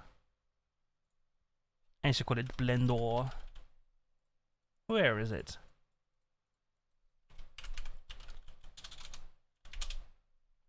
Oh, that's not right. That's the ticket. Oh my god, it's huge. So yeah, let me just put it like here or so, and then put it behind me somehow. Yeah, then if I like move myself over here. Okay. So yeah, this is me. Hello me. Say hi me. Hi, hello. It is me. So yeah, I'll just like talk about like the creation process of this little guy. Currently in gray mode. If I can go into texture mode, you can kind of see what I'm talking about. There we go. Yippee. This is actually a way better way to show you like what's going on here, so you can kind of see, man, this is how the glass was supposed to look, or this is how the transparent plastic was supposed to look. Sadly, did not work, but you know, it's still fine. It's still fine. It's still cool. But yeah. So yeah, I talk about like the creation process just generally of this sort of stuff. I could even load up an earlier version of it. I can even load up an earlier version just so I can show you what it started as. Oh my god, yeah, this is like, oh my god, I'm showing you my baby pics. Do you want to see my baby pics? This is literally baby Dorran. This is my baby pics. So yeah. I did draw a ref sheet, sort of. Not a great ref sheet, if I'm honest. I'm quite bad at drawing. Oh, somebody voted for stream avatars. Okay, we'll do okay, we'll do stream avatars. That's fine. I will let me load up stream avatars then. In fact, stream avatars is probably interesting to start with, just because yeah, because of the process we did to. You love the ref. Oh, you're so sweet, Kaz. I will definitely show the model. But I gotta go. The chat demanded stream avatars, so I should go to stream avatars. I'm so organized with my folders, teehee. So yeah, let me load up the very first version of that. It was so nice. I mean, it's like I have fun doing 2D art. The problem with 2D art for me at least is like I can't be neat. I am not a neat person when it comes to 2D art because I don't know. I'm just like I don't have the patience for it, which means like it's fine if you're just like doodling, but if you're trying to make a ref sheet, details are really important, and I'm not very good at details or consistency with like I mean not like you know anatomy because I'm a robot. I don't need human anatomy, but at the same time like consistency, I'm not very good at it. So the ref sheet like I feel like it wasn't very helpful to base 3D model off of. You're getting Micronauts energy? Oh, that's cute. What is a Micronaut? what is a Micronaut though? I was just like, I thought I knew what that was, then I was like, wait a minute, I'm thinking of something else. What's a Micronaut? Excuse me? What's a Micronaut? It's a Micronaut. Is it like a toy? Oh my god, wow, that's a throwback. I did not know what these are. Look at these things. Look at these unusual creatures. I kind of see what you mean though with a little transparent tummy. Damn, these are crazy looking. Oh my god, I'm covering the image. You can't see it. I am the image. There you go. Damn, these are wilds. Tishy, throw them back to the. But like the transparent plastic, I totally get you. I love transparent plastic, and that's why I really wanted. It's ancient. They're pretty awesome and delicate. Yeah, I can imagine because like as soon as you start making transparent plastics or like plastic with bits and pieces to it, like they just snap and break over time. So. I imagine they're pretty hard to like have a consistency of, or like find them in. Look at those bendable wrists. Oh my goodness. Well, that's useless. Yeah, let's set up this one. Oh my goodness! Wow. Oh god, those wrists be snapping off. These wrists be gone. I love how it's like you've got this like relatively robot style body, and then just like Troy from fucking High School Musical ass face. I love that. He's very just like pretty boy, pretty 70s boy face, and then everything else is robotic. I do like that it's like got metal pieces though, with the metal pins and stuff. I miss toys that are metal because they're so sturdy. They last an awful lot longer than plastic, so... Well, providing that you can like keep all the pins in place. But that's cool though, that's cool. Actually, I will load up some images for the mini-me's, the little mini-me's. Where is... So yeah, so I made a lot of... All these things had refs and stuff. Or like sketches... I think I loaded these into Blender anyway. So yeah, let's go to the mini-me's in Blender. Yeah, so this is how they started. Hang on, not the screen. This is how we started with the mini-me's. So, as we can see here, they started very, very, very simple. Literally just, I mean, I can hide, so obviously this is like the skeleton, or the pose. So these guys are articulated pretty simply. They have... let's get in the pose mode actually back. So they have a head, main body piece, and then like shoulder and like hand, shoulder, hand, and then like upper leg, lower leg. So everything is articulated, nothing bends. There's no bending involved. I feel like not having any bending is a really helpful idea because as soon as you start bending things, there is a risk that things are going to look weird at different rotations and stuff. So this keeps things nice and simple. Yeah, Doctor Who robots are uncanny. Yeah, exactly, Uncanny Valley. That's real. But yeah, so this is the basis of the stream avatars. This is basically an early version of the default. This is very shamelessly inspired by Robot Boy. So people might know Robot Boy from the cartoon. But I always felt like Robot Boy's design was simple and yet very effective in like communicating. And I just generally fall in love with like the general like giant sphere head. So if I like hide the blender again, you can kind of see the Robot Boy. Actually, that's a nice image. I like this image of Robot Boy. Yeah, so this is like the main inspiration is Robot Boy. I love me some sphere heads, and like ear kind of things. I love things that are not quite what they appear to be. So like robots that are like, so me, I have alien ears even though I'm not an alien, and I like Robot Boy has like kind of these head things going on. Just something to break up the silhouette and make it more interesting. The one thing I don't like about robot designs generally is that they use a lot of bending. So like Robot Boy's arms and legs bend, and I feel like that's unrealistic for a robot. I feel like robots should generally be articulated. So none of their body parts bend, they just rotate around ball joints. So that's why for the stream avatars, that's why for stream avatars, I went for a design that like didn't have any limbs; they were floating. And because there aren't any like arms or legs to get in the way, you can kind of just not have to worry about bending and just purely articulate things. So that was the basis. And the idea behind stream avatars is that all of them, because all of them follow this singular base, you can animate this guy once and then just add pieces to him later on so that they can all have that same animation.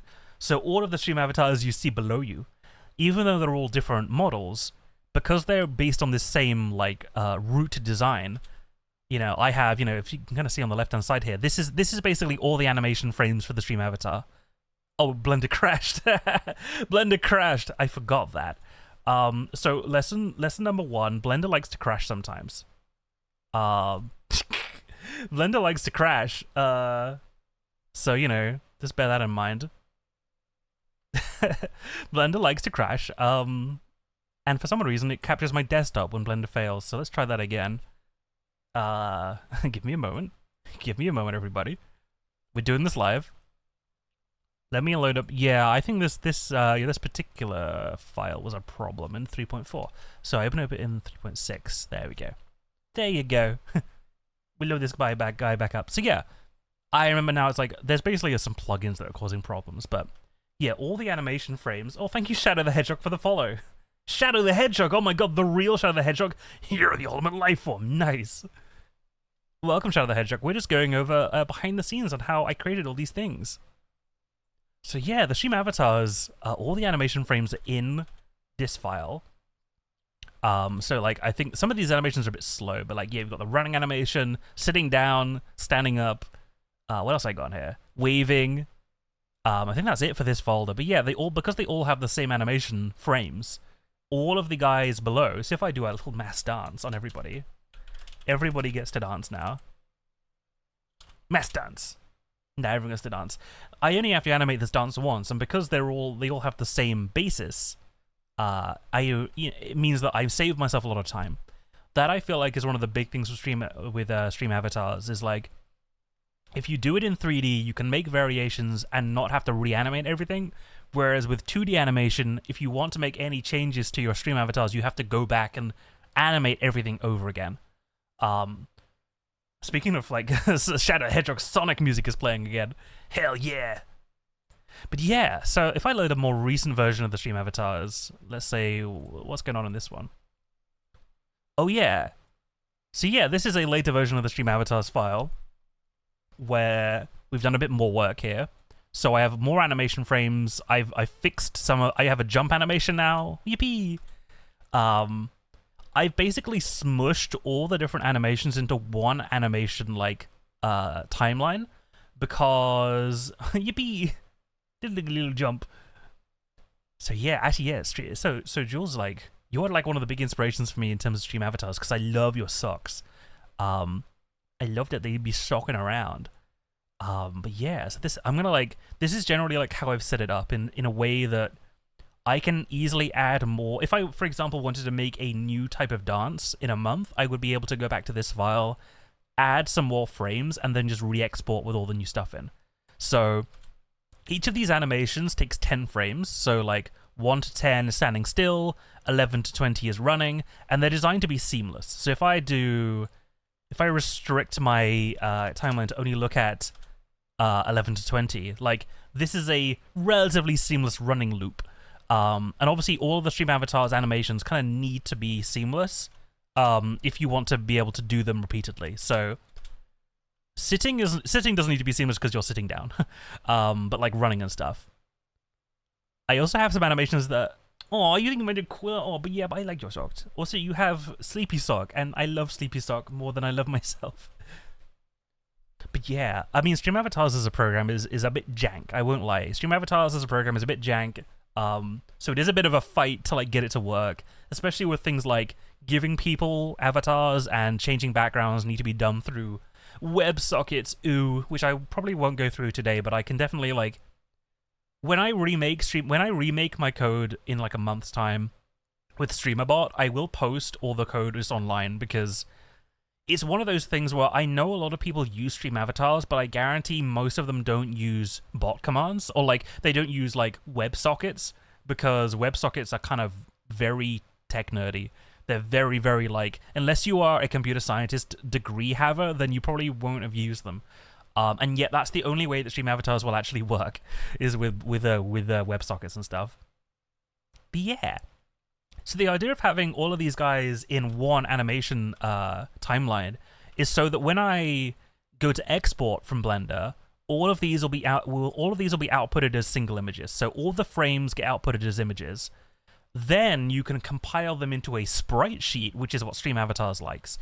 So the idea of having all of these animations take 10 frames exactly is so that I can make a sprite sheet which is 10 images wide and however many images tall, and make that as a sprite sheet for Stream Avatars.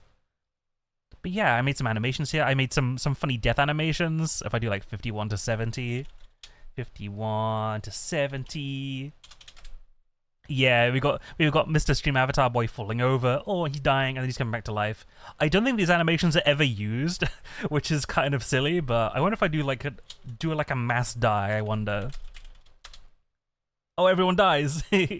Everyone dies when they stand. Oh, everyone falls over. I don't know why. I animated dying and living and like coming back to life, but I don't think I've used them for anything. I think the reason why is I thought these animations would be used by the Battle Royales, but they're not. I thought these would be used by Battle Royales, but they're not. Oh no, Jules, die. Don't die, Jules, you have so much to live for. But yeah, it's like, so this is like, I might use these I might like use these for something else, but I guess the main thing is that like, I don't vanish. I made the death wrong. I should have vanished so that when I come back alive, I can generate from a small point like that. But anyway, we learn things as we go. A lot of Stream Avatars is not documented, which is sad, but like that's usual. So yeah, I got a little waving animation, yippee, yippee. So in terms of like animations and stuff, they are obviously just using the like really simple rig. So like this like simple rig here. The only thing that has any like blend shapes or like morphing to it is the head. So the head is really simple. It is just a sphere. But it's a sphere that I've cut out these octagonal eyes. So you can kind of see there, I've got some octagonal eyes there. And the octagonal eyes do have some shapes. So I have a couple of different eye forms, and you can kind of see all they're doing is just moving the like points of the octagon up and down to make different eye shapes. So I've got an XD, I've got an XD eye, I've got an angry eye that I never used, but I made it anyway, so I got an angry eye. He's so mad. Mad boy. And I've got a sad eye as well.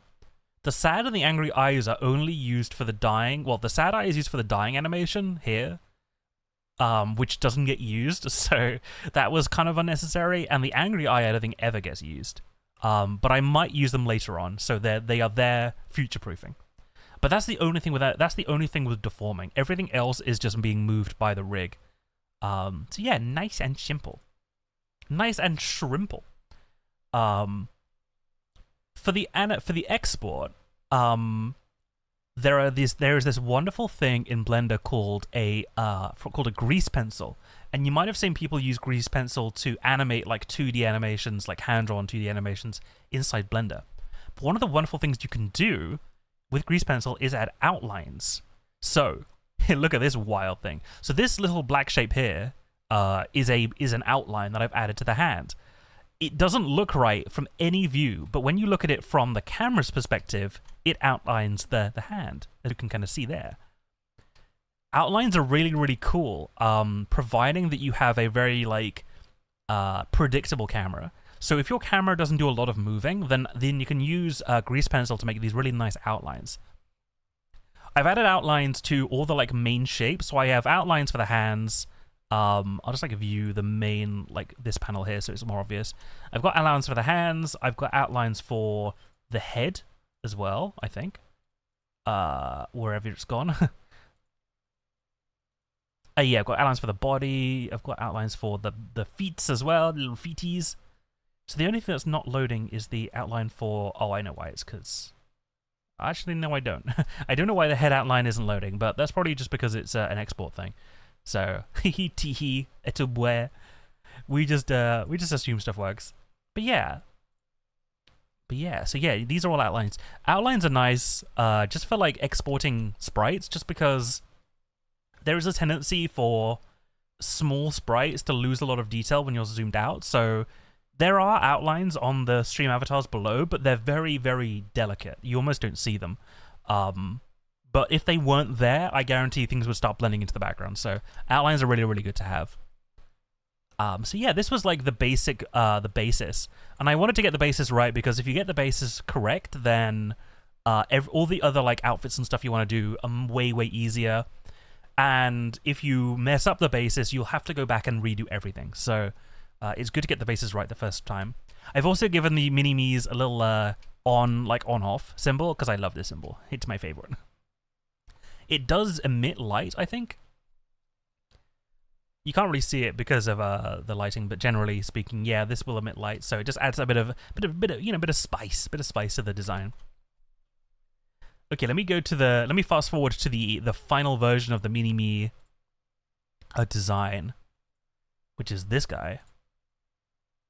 Oh my lord, here it is. So yeah, this is where we started messing around with all the additions and all the textures. So this is my little guy in gold, of course.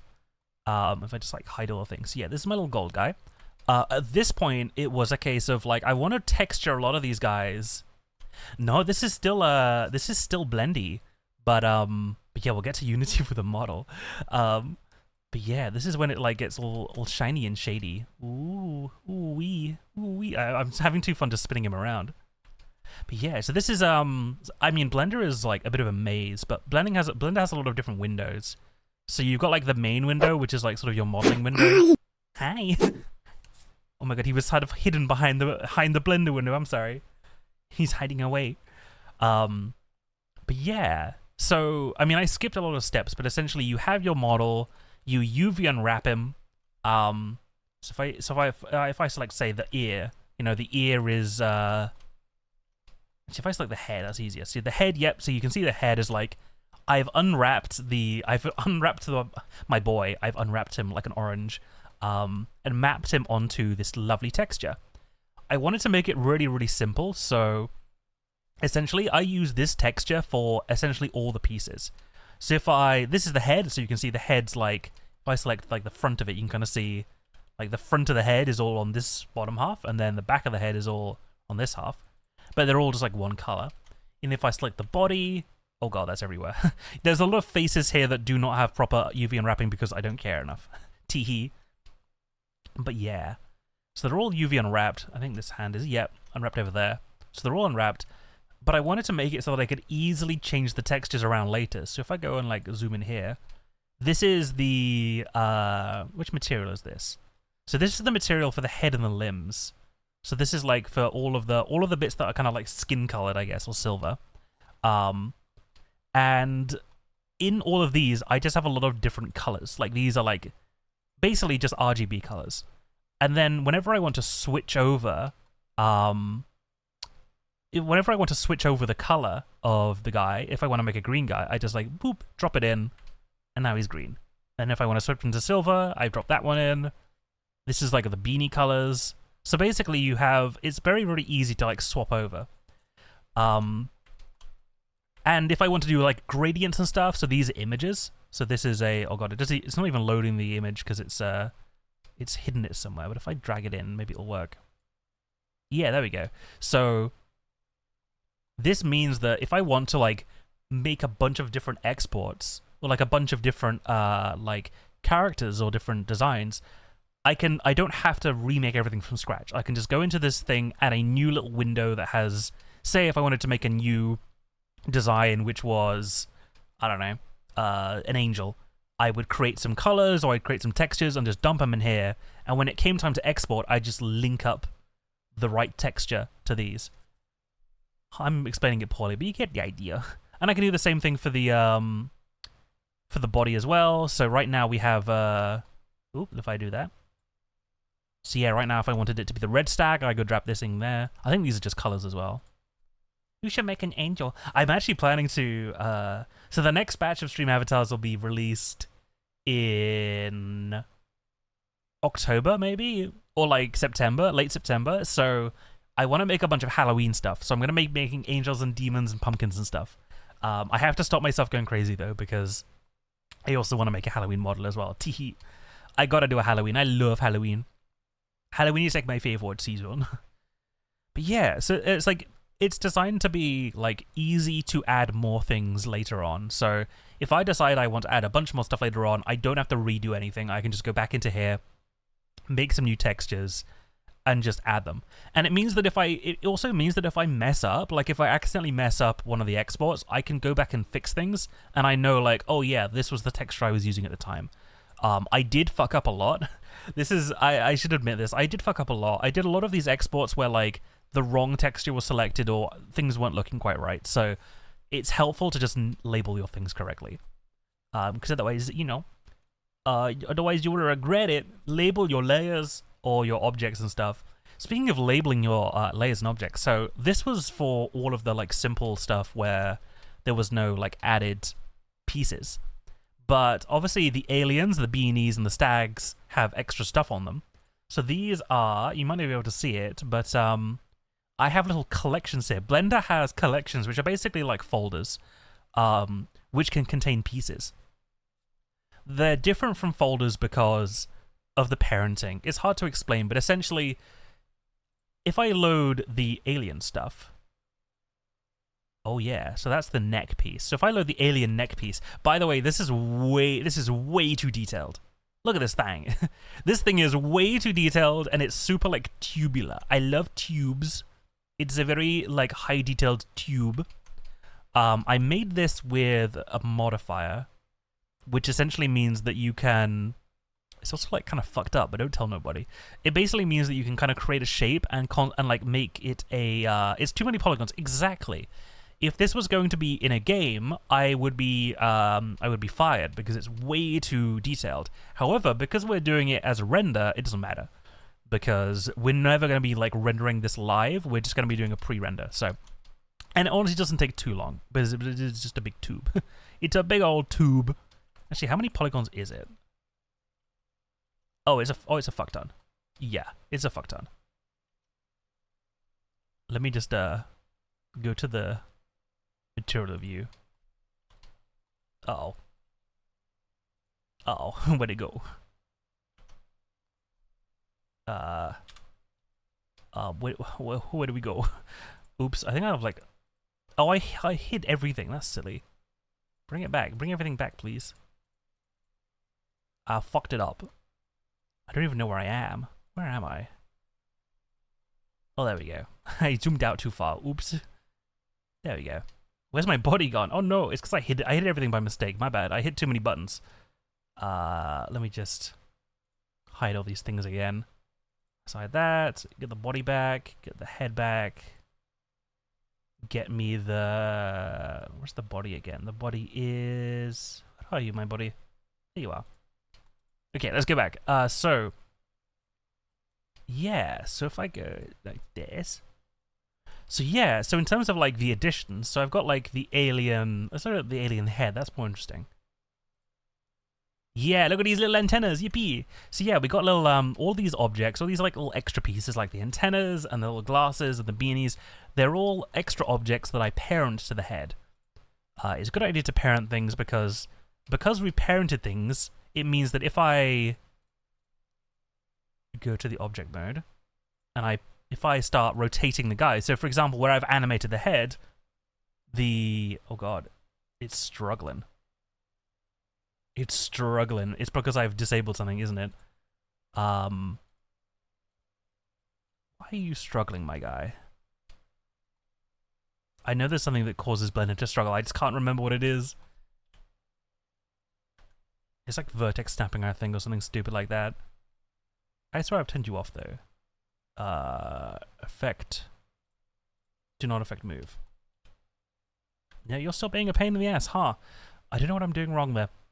Let me try and reopen this, because I think sometimes this particular Blender file was causing problems back. Oh god, I'm being hydrated again as well. Thanks for the hydrate. I will drink some water as well. My blender's struggling. This is a bad one to display because the stream avatars like went through a lot of awkwardness where like the model file itself was struggling, and I don't quite know what was causing it. I think I like accidentally loaded some plugin that was causing problems, so I might at some point remake, like not remake it, but move it to a new file. Just move all the objects to a new file so there's not like a bunch of crap left over. But anyway, let's load this shit up again. Blender. Okay. So if I load up the head of the alien here, alien head. So yeah, so this is the this just has the glasses. This folder just has the glasses. But because I've parented it, it means that if as I start moving the head, the glasses follow as well. So parenting is really, really useful. Yippee, yippee, yippee. And because I've got everything parented correctly, it means that every time I go through the animations again, as we can see here, the glasses are not going to like leave the body. They're going to be like snapped to the head, which is really, really, really helpful. And it just means that like I do a lot of this work up front, but it means that if I want to do other stuff later on, like make more designs, I'm not having to redo any of this stuff. It's all here. Also, this is a good way to show you all the animations because I've got more animations here. I got the running, the sitting, standing, jumping, dying, becoming alive again, waving, clapping, dancing, and double dancing, and then spin. I use the turnaround for the gacha, and it's just useful to have as well. Yippee, yippee, yippee. And yeah, it just means that like if I want to make more animations later down the line, I just need to animate the base. I just need to animate the base model and then re-export all the different variations. But it means I'm not spending time doing the mundane animation over again. You just do it once. So this is what I really like. But yeah, that's the basic principle of the stream avatars. You know, with the line art, obviously, to it does make a lot of difference, especially when you have like very shiny textures. Just to have the outlines here. So yeah, got some head outlines, got some body outlines, I think, somewhere. But yeah, this is the principle of that. Then it was a case of, let me just hide the blender again, and hide the. Actually, I'll just like leave that there. I'm gonna hide the screen a bit. So the last step really with the stream avatars was converting it into the like crunchy textures that you see before you. So if I just load up Alien Green, because that's our favorite one, isn't it? There we go. And then open the post-process one as well. Open with Firefox in it. Yeah, okay. So let me just load my... Okay, yeah, so Firefox again. So this is the export of Blender. So you can kind of see this is all the frames split into like 10 columns. So you remember when I said that all the animations were 10 frames long exactly? That means that if you convert all the images into a sprite sheet, which I have a very simple tool to do that, then it makes this lovely little sprite sheet of all the animations. So you can kind of see the first row is the standing, then the running, the sitting, the standing, and so on. And they make this lovely little sprite sheet. Look at this. This is so cute. This is super, super easy because Blender will output these individual images, and then you just use Python to just compile them into a sprite sheet, and it's super, super easy. However, I didn't want them to be super high res like this. I wanted them to look like they were from the old internet, which meant that I had to crunchify them. And this is where Photoshop comes in handy, because Photoshop has a thing called Save for Web. Photoshop Save for Web means it is going to save this image with a very small number of colors. So you're only going to be able to make this image out of 16 or 32 colors, something like that. And you have to render it at a very, like a low resolution. So once I've gone through the process of exporting with Photoshop, I end up with something like this. This is what is being displayed on screen. It is much crunchier. It's much crunchier. You can kind of see the dithering everywhere. I love this sort of stuff. This is what was like the final like key, the final ingredient of the whole thing. Oh, it was just so sweet. But thank you. I am more than happy to share my little recipes for things. I love some dithering. Oh yeah, girl, we be knowing how to dither. This is, I think, 32 colors. So it is quite generous, but it's 32 colors, and I think it's like there's lots of different like ways you can restrict colors because it's like a maths algorithm. The algorithm decides how many colors, but also specifically which colors you want to use. I used an automatic palette, but you can manually set the palette if you want. So I know if I wanted to do this like a little bit more fixed, I could say I can manually pick colors for it to choose from.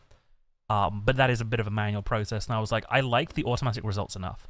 But yeah, we got some, I think it's like noise dithering rather than pattern, but you do end up with these like funny little square patterns everywhere as well. But yeah, as long as you make sure, there's a thing called matting where the matte means that like if you have a pixel that is like kind of transparent but not really, the matte says which color to make that semi-transparent pixel. And the reason why those black outlines are really, really helpful is because if you have like a kind of an edge pixel that isn't quite transparent, sometimes the palette will like make it bright white or something similar like that, which looks really bad.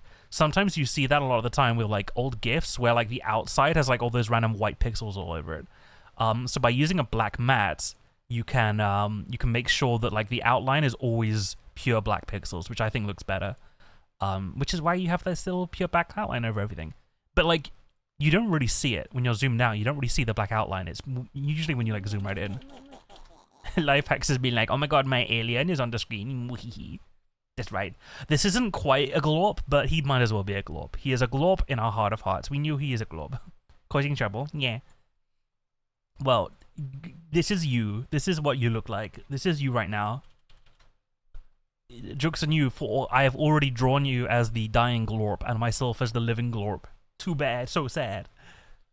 But yeah, that's the principle of it. That is stream avatars.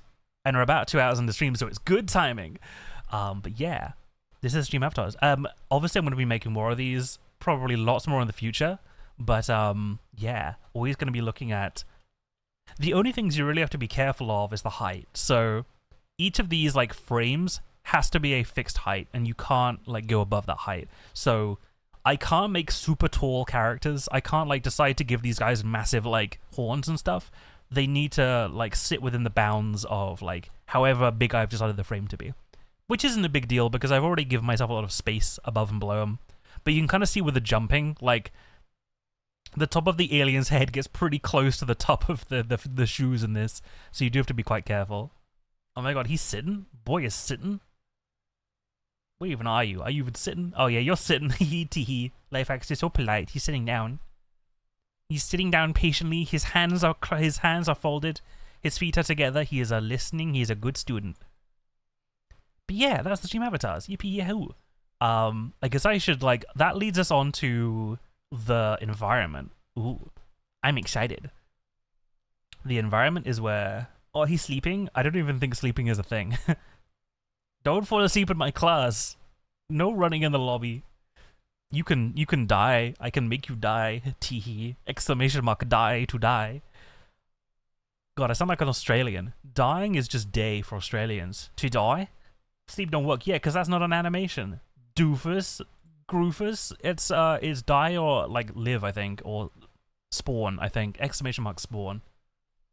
You can exclamation mark die and exclamation mark spawn, but nothing else. Too bad. So sad. Or you can fling yourself, I guess. Where's he going?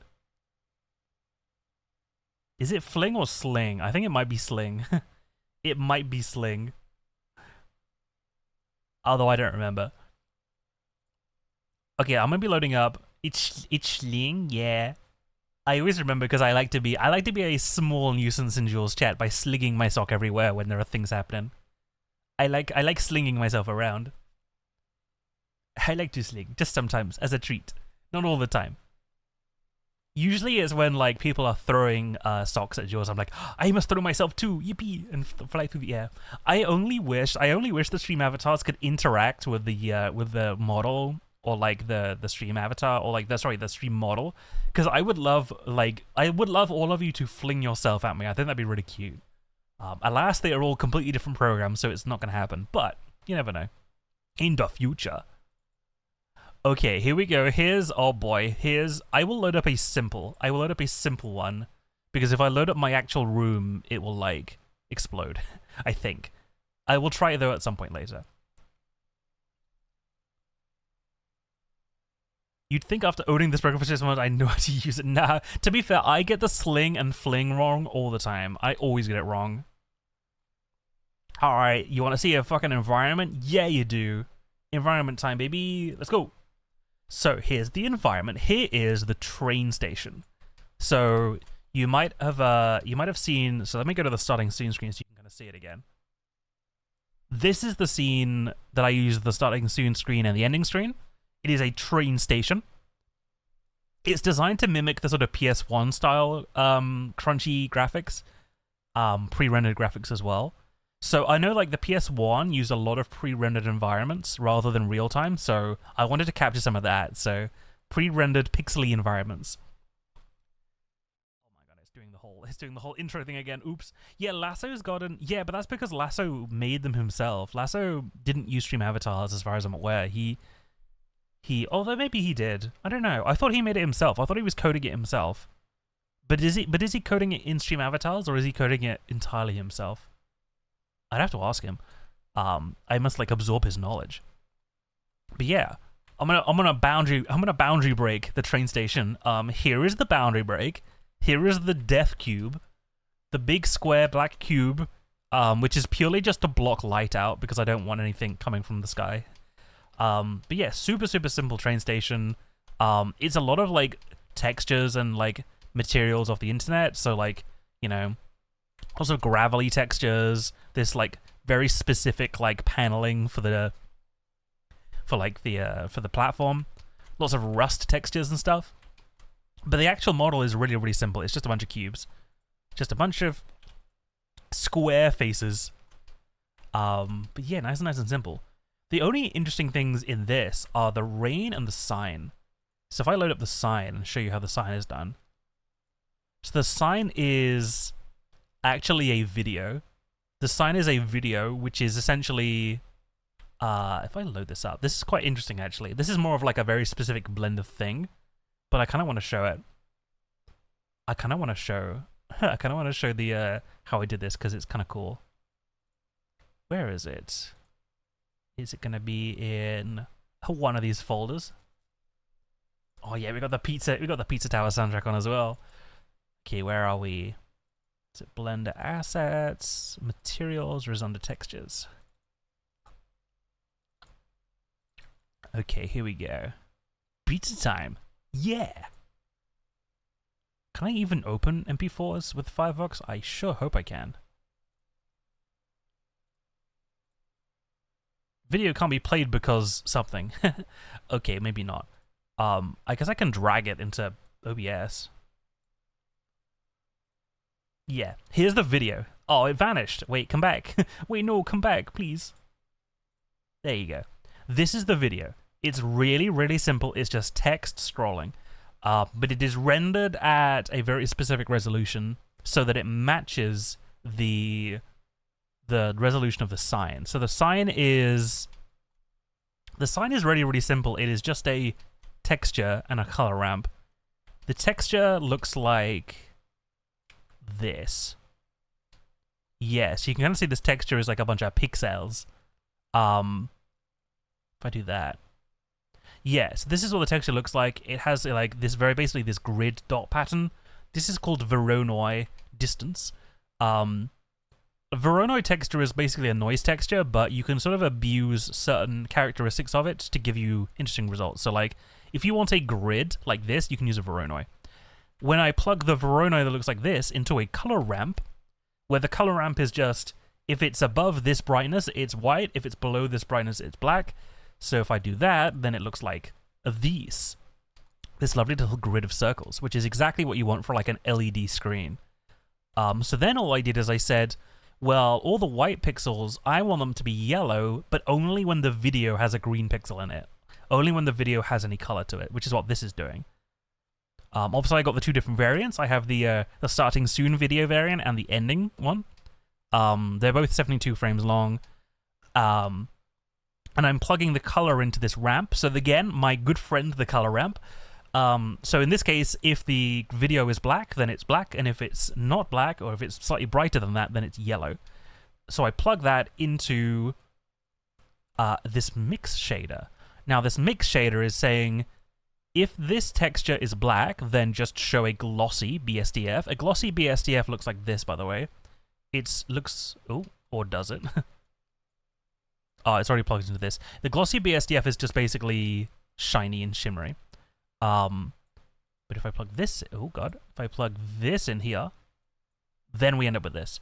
So essentially, I'm saying the texture needs... in order for us to display a yellow pixel, two things need to be true. A, it has to be part of the white bit of the original texture, and the video has to have a green pixel in it. So then, it creates this lovely little, very flashy LED screen. And again, like, the video is designed to seamlessly loop, because I love me some seamless looping. And yeah, that's how you make a fun little LCD screen. I mean, this is like... that's basically it to it. You need a small video that matches like the pixels of the board. You need just the Voronoi texture to make the board, and that's pretty much it. It's like super simple. All this other stuff, this texture coordinate mapping stuff, this is all default. Blender just gives you this stuff. It basically means that you can tweak things. Like if I wanted to, whoa, I could offset it. Whoa, I can make it go up and down. I could even do Z, which I don't think does anything. How exciting. A mysterious third thing. It does nothing. I can also do some weird rotation stuff as well. So if I really wanted to make it taller, or like, whoa, if I wanted to stretch it. Whoa, dude, it's like stretchy. Dude, I can just fuck with it. I love fucking with things, it's great. So now I've made a horrible nightmare. I love that. Put it back. Don't mess with it. Put it back. Or... yeah, that's the screen. I love doing stuff like this. I've done this quite a bit. The other thing is the rain. So if I go to like the camera view, you probably can't see the rain very well. That's because when I rendered it out to a video, I turned on motion blur, which makes the rain look a bit more like actual raindrops. But yeah, so you've got the little raindrops falling. It's rendering it very slowly because this is real time. Obviously with the video, it's being played back much quicker. Doing the rain is really simple as well. I just rendered I made a single raindrop, which is over here. This is the raindrop. It is a shiny shape. I'm not sure what you'd call it. A kind of pointy blob. You just make a pointy blob. I think I made a sphere and then I made it more pointy. Don't we all love man-made horrors? But you want to comment? Yeah, just a little bit. I like me some man-made horrors. And my spooky train stations. But yeah, all this is a shiny blob. It's shiny because shiny is good for rain. And then what we have above the train station is this mysterious rectangle. Ooh, mysterious rectangle. What is your secret? This rectangle is set up as something. It's set up as a particle generator. And all it does is it drops particles. So I'm kind of covering it up with my music. Get out of here, Spotify. People need to see things. So, actually, no, that doesn't make it easier to see at all. That's the only issue with Blender is the menu's kind of a bit small. But all this does, is it generates particles. And the rain is a particle. So I'm saying generate 25,000 things. And you want to start before the video starts. So by the time the video is rolling, you've already generated some rain. So if I set this to... So let's go back to frame 1. I start on frame 2, I don't know why. I just fucked with it. So if I start it on frame 0, so right now we're right at the start of the video, then the rain starts to fall. But obviously we don't want that because we want the rain to already be falling by the time we start. So we just set that like to -100, so there's plenty of rain already dropping. Sometimes you get funny effects where like, yeah, you get a big blanket of rain like that. That just happens sometimes, but it's fixable by just resetting it. Oops, yeah. This is one of those things where like particle generation is freaky and fucky. But there are ways to fix it. You just have to be a bit... this won't happen on render, I think is the main like takeaway. This won't happen on render. This is just a result of like... because I've been messing with it, these are cached. So the way particles work is that when you generate a bunch of particles, they get cached, so they get stored. And even if you change the settings later, sometimes those particles reappear. So yeah, that's why we have this like massive like bulk of particles there. But anyway, so you can set behavior of these particles. So for example, they're falling. If I go and like view them in camera mode, they're falling quite quickly. But obviously I can make them fall quite slow. So if I went down to the physics of them, I can make them, so right now they're 1 kilo, which is a bit silly. So if I made them 0.001 kilos. Actually, no, that doesn't do anything because they're not obeying gravity. Maybe if I made them slower. So yeah, right now they are 40 meters a second, which is quite quick. But if I made them 4 meters a second, they would be falling really, really slowly. Or briefly slowly. Oh god. Okay, the particle systems are fucked up. Yeah, particle systems, you sort of have to render them out and then they'll fix themselves, but yeah. Generally speaking, you can kind of see this falling slowly. So if I wanted to make snow, for example, I would change them to be slower. I don't know why they're deciding to be... I need to undo the cache. I can't undo the cache. The cache is stuck. Oh well. But yeah, but basically speaking, you can make all sorts of different particles. Oh, actually, that's all right. So yeah, so now that it's fixed itself, you can kind of see this is them falling much slower. So if I wanted to make a snowy version of the scene, I would just like do small, much slower rain. Or I can make it torrential downpour by making it 100. Now I can make it much, much rainier. Teehee. And if I wanted to make it a torrential downpour, I could increase the amount of them to 50,000, say. And now there's lots of rain. So yeah, particle systems are a great way to do stuff like that. And then it's just a case of, yeah, you can make a snowy version for winter. Yeah, I'd love to. I would love to make some variants. I want to make some haunted variants and stuff. Honestly, the reason why I don't commission stuff really a lot is because if I make something like this myself, as I have done here, then if I want to add a spooky Halloween pumpkin on the bench, then I can just do that. You know, because I own the model and because I have all the original assets, I can make Halloween variants, I can make Christmas variants, I can make Valentine's Day variants. I can decide that I actually don't like the train station, I want to make it into a cafe, I want to put a cafe over here. I can just do that. Yeah, and like, it's a lot of work up front. Your front load, I use the phrase front load a lot. I just mean that like you do a lot of work before you release the first version. But if you want to make variants, it's way less effort. Because you've already created the scene. It's 3D, so you're not having to do any 2D stuff. So if I want to again add stuff, in fact, there's a great plugin. I don't have it on this version. Shame. But yeah, there's a bunch of plugins which essentially allow you to use like pre-made, free to use 3D assets, and you can just grab them and plonk them in your scene, which is really, really helpful. So there's a couple of things in my like bedroom, I guess, on like my scenes that are like just free to use pre-made assets, and they're so helpful when you're like either just to like placehold until you make one yourself, or to use it in the final product if they allow you to. So it's pretty nice. And yeah, you can make loads of things like these neon lights are super simple. They are literally just like emitters, so they're just like, I think I've made them slightly more complicated than they need to be, but essentially they are just emitting lights. So if I go to... So the view I'm in currently is like, this is like textured view, but none of the lighting is applied. If I turn on the lighting, then you can kind of see, ooh, look at how moody and cool it is. You could fill it up with station posters. Yeah, exactly. I definitely want to... I ran out of time. This whole thing only took me like 4 hours. So I had like no time to make this, but when I have a bit more time, I want to animate a train coming through here. I want to animate like people coming and going. I would love to have stream avatars on the scene as well, but the only downside is the angle of the scene is really awkward. Like the stream avatars, I don't know where they would stand on this. They might stand on the back view. The only issue is, if I put them on the back, they'd be walking in front of the pillars. So I might re-export this with like a front and a back layer so that the stream avatars can walk behind the pillar. I think that'd be really cute. But yeah, it's just a bit of an awkward angle, that's all. It's just a slightly awkward angle, so I gotta redo that. But yeah, options, you know. But then again, because this is a 3D scene, you know, if I I picked that angle because I thought it looks really cinematic, but like if I wanted to render it at like just flat on, I could do that.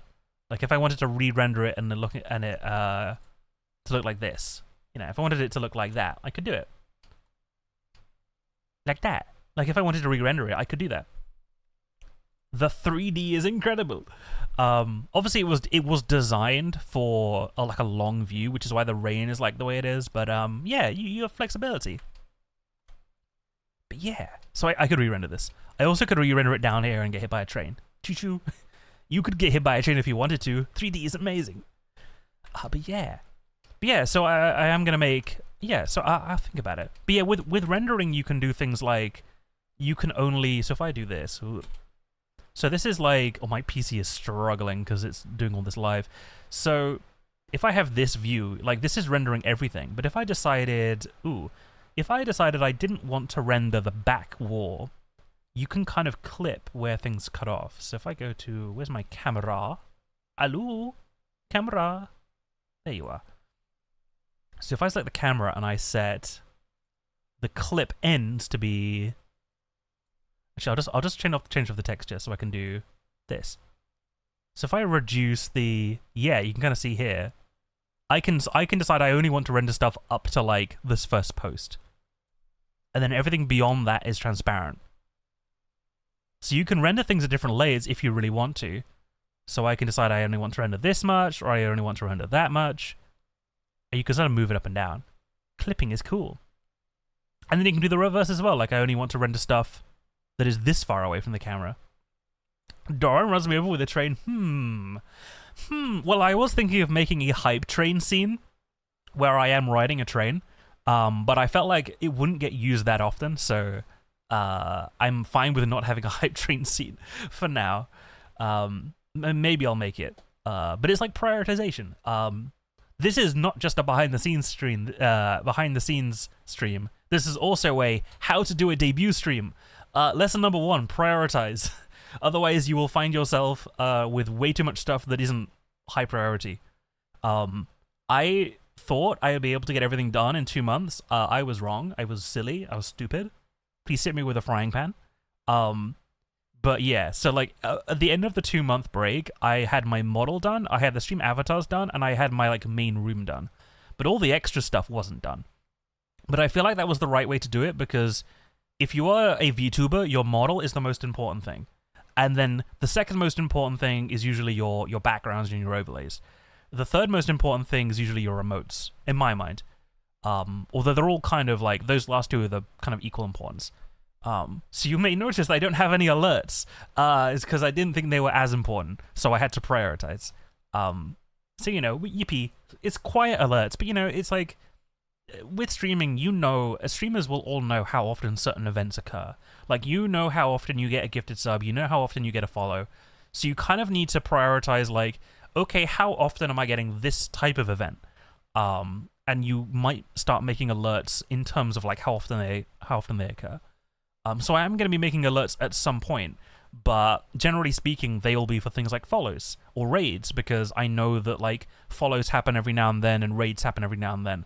But I'm not going to be like spending weeks and weeks to make a hype train scene, even though I think it'd be really cool, just because I'm like, well, it might not ever get used or it might not ever get seen. So we have no clue when someone's following. Yeah, well, I can see Shadow the Hedgehog followed me earlier. That was cool. I have the Shadow the Hedgehog following me, guys. Never mind the fact that they have like 4 underscores after their name. They are the real Shadow the Hedgehog. I refuse to believe anything else.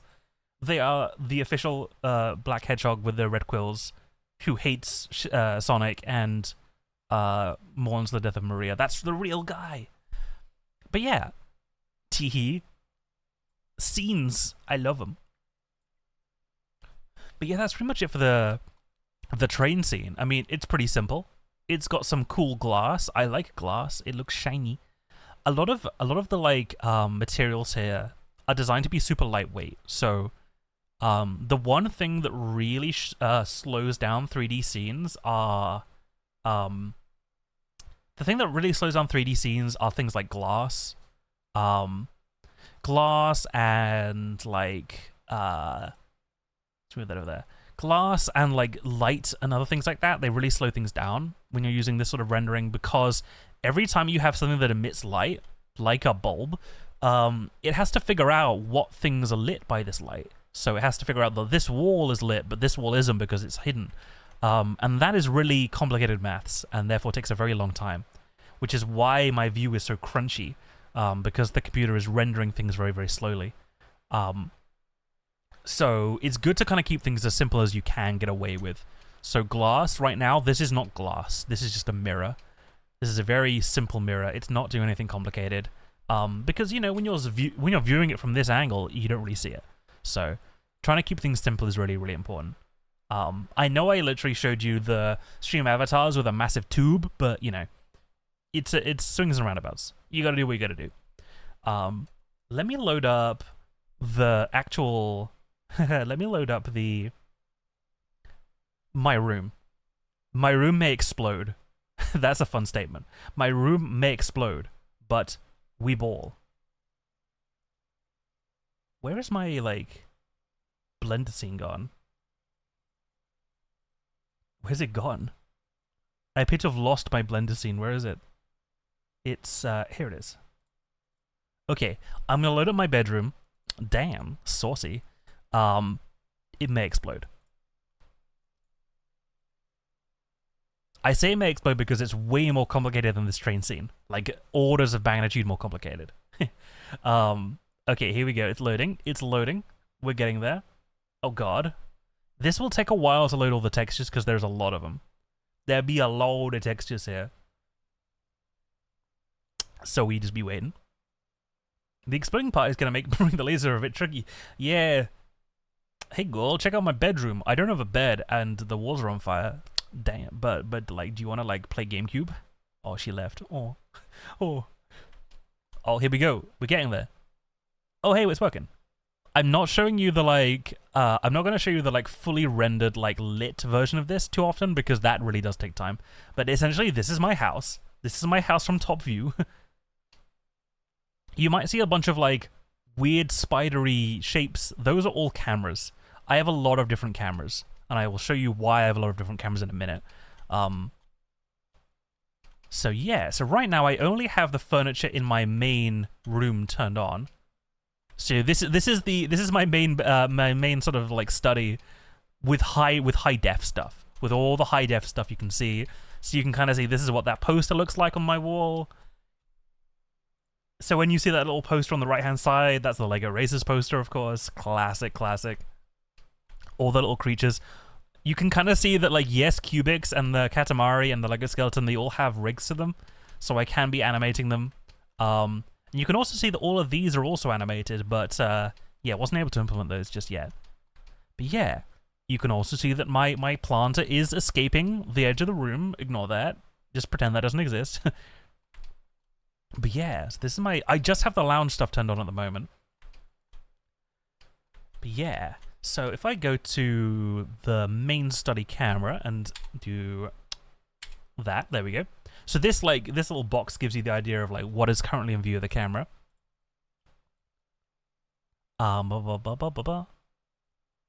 Actually, yeah, so all these animations are active as well.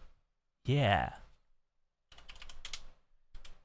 So yeah, if we just ignore all the cameras moving around a bit, so all of these little background things, all the little items in the background are technically animated, and they all have their little animation cycles. So if I start like here, like 120, there we go. So you can see the lens of truth is animated, the morph ball, the shine, the cuckoo, the banana.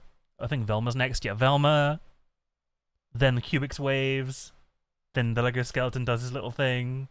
See, all the animations exist in this file. And then Katamari does the roll. You saw the like camera freak out a bit there. That's because I need a different clipping. I need a different clipping length for the Katamari because he rolls in front. So I need to reduce that a bit. But yeah, and then the UFO comes in. So yeah, all of these animations exist here. And it's exactly the same with the stream avatars, where you render these as out as frame animations. And then compress them with the Photoshop thing to create the little animations. Yeah. But yeah, but this is also like how the transition between the different rooms is done as well. So if I load up so this is study to TV room, and it takes, I think, 60 seconds. Or 60 frames at 12 frames a second, which is 5 seconds. So yeah, so this is, so now I'm following this separate camera called study to TV, and what this is doing is this is just the 60 frames that take us from my study room spinning around into the TV room. Unfortunately, somebody has stolen all of my furniture. Please call the police. No, it's because I have disabled all the furniture. Let me enable them again. We dancing. Oh yeah, so here's my TV stuff. There we go. One of the good things to do in 3D is, if you're not intending to draw something, is to turn it off. So if I'm trying to animate something in my study, I will turn off all the assets in the TV room, because even though they're not visible, the 3D engine still needs to think about them because of things like light bounces. So if I manually turn them off, I'm saving my computer lots of hassle and memory, because it's not having to think about things it doesn't need to. I'm just gonna wait for the Blender to finish loading my textures, because there's a lot to load. Everyone just do a little dance break in the middle. Okay, mass dance time. Everyone dance. Hell yeah. Okay, we just dancing. We're finished dancing. So yeah, this is the TV room. Oh god, it's taking a minute. Blender do be slow sometimes, but also it's just because I have a bunch of stuff in here. Now you can see the Easter eggs. You can see my little Easter eggs. So not very visible on my shelf. You have all these lovely GameCube games. Do you recognize some of the titles? I did put some fan favorite titles in the GameCube games. Of course, we've got the classic Scooby-Doo Night of 100 Frights, Mystery Mayhem and things. Do you want to know how fucking extra I am in a way that is not relevant at all, but I did it anyway? These are actually fully textured game cases. I have the actual box art of these GameCube games on these things. I don't know why I did this. I just thought it'd be funny. So now I have actual GameCube games. I could pull them out and play them, I guess. That'd be a cool little feature to have. So we got Animal Crossing. Look at that, Animal Crossing. I actually haven't played Animal Crossing on stream, but we've got Charlie and the Chocolate Factory. Look at all this. Wow, so cool. But yeah, excessive, but still fun. Okay, put them all back. I even have fully textured N64 games down here as well. I got Diddy Kong. I got Zoldy. Of course, we got the Lego Skeleton head. I think he is actually ripped from the Lego Skeleton model. Yeah, he is. So yeah, this is literally the disemboweled head of my previous model. In case anybody wants a bit of a spook, a bit of a fright, I literally decapitated my previous model and put his head on my desk. That's how VTubers should do it. That's how VTubers should do all of their new model reveals.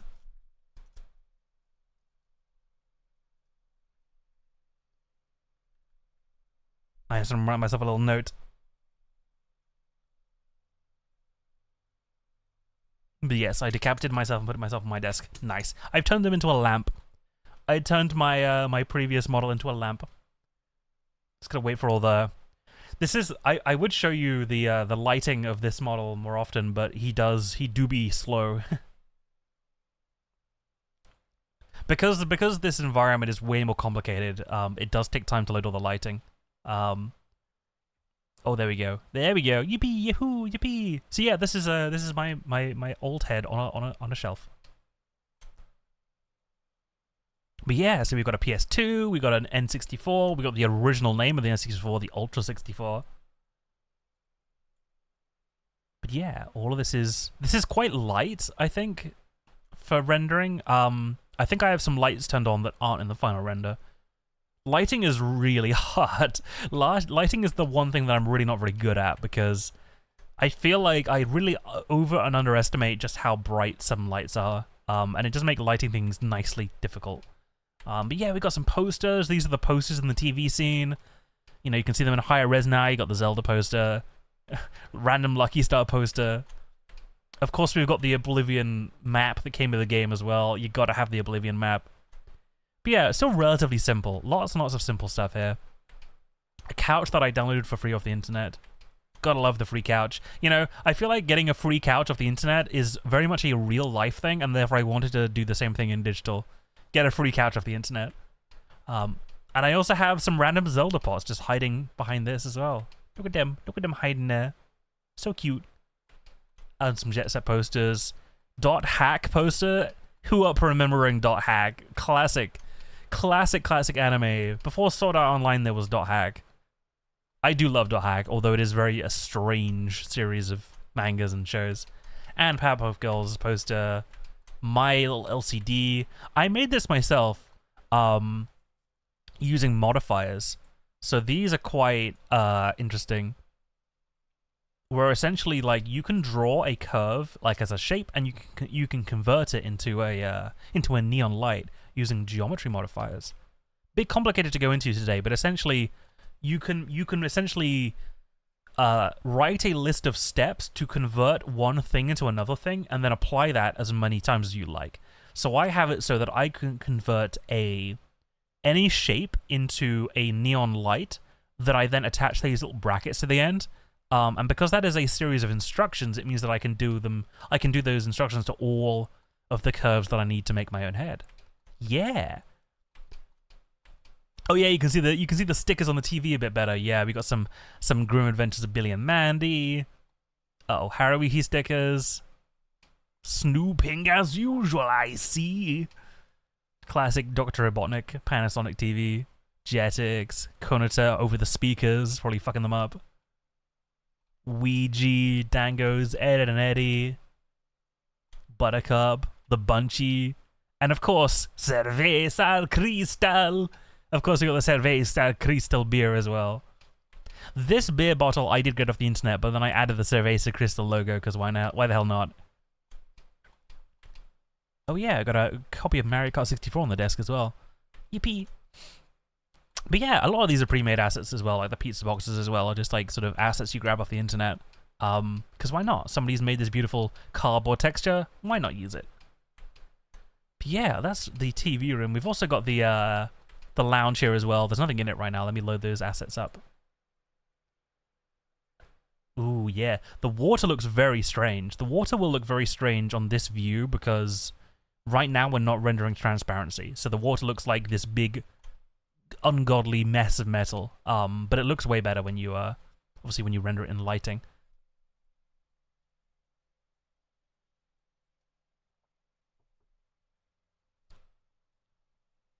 But yeah, come on, just load all the different lighting things away, don't you?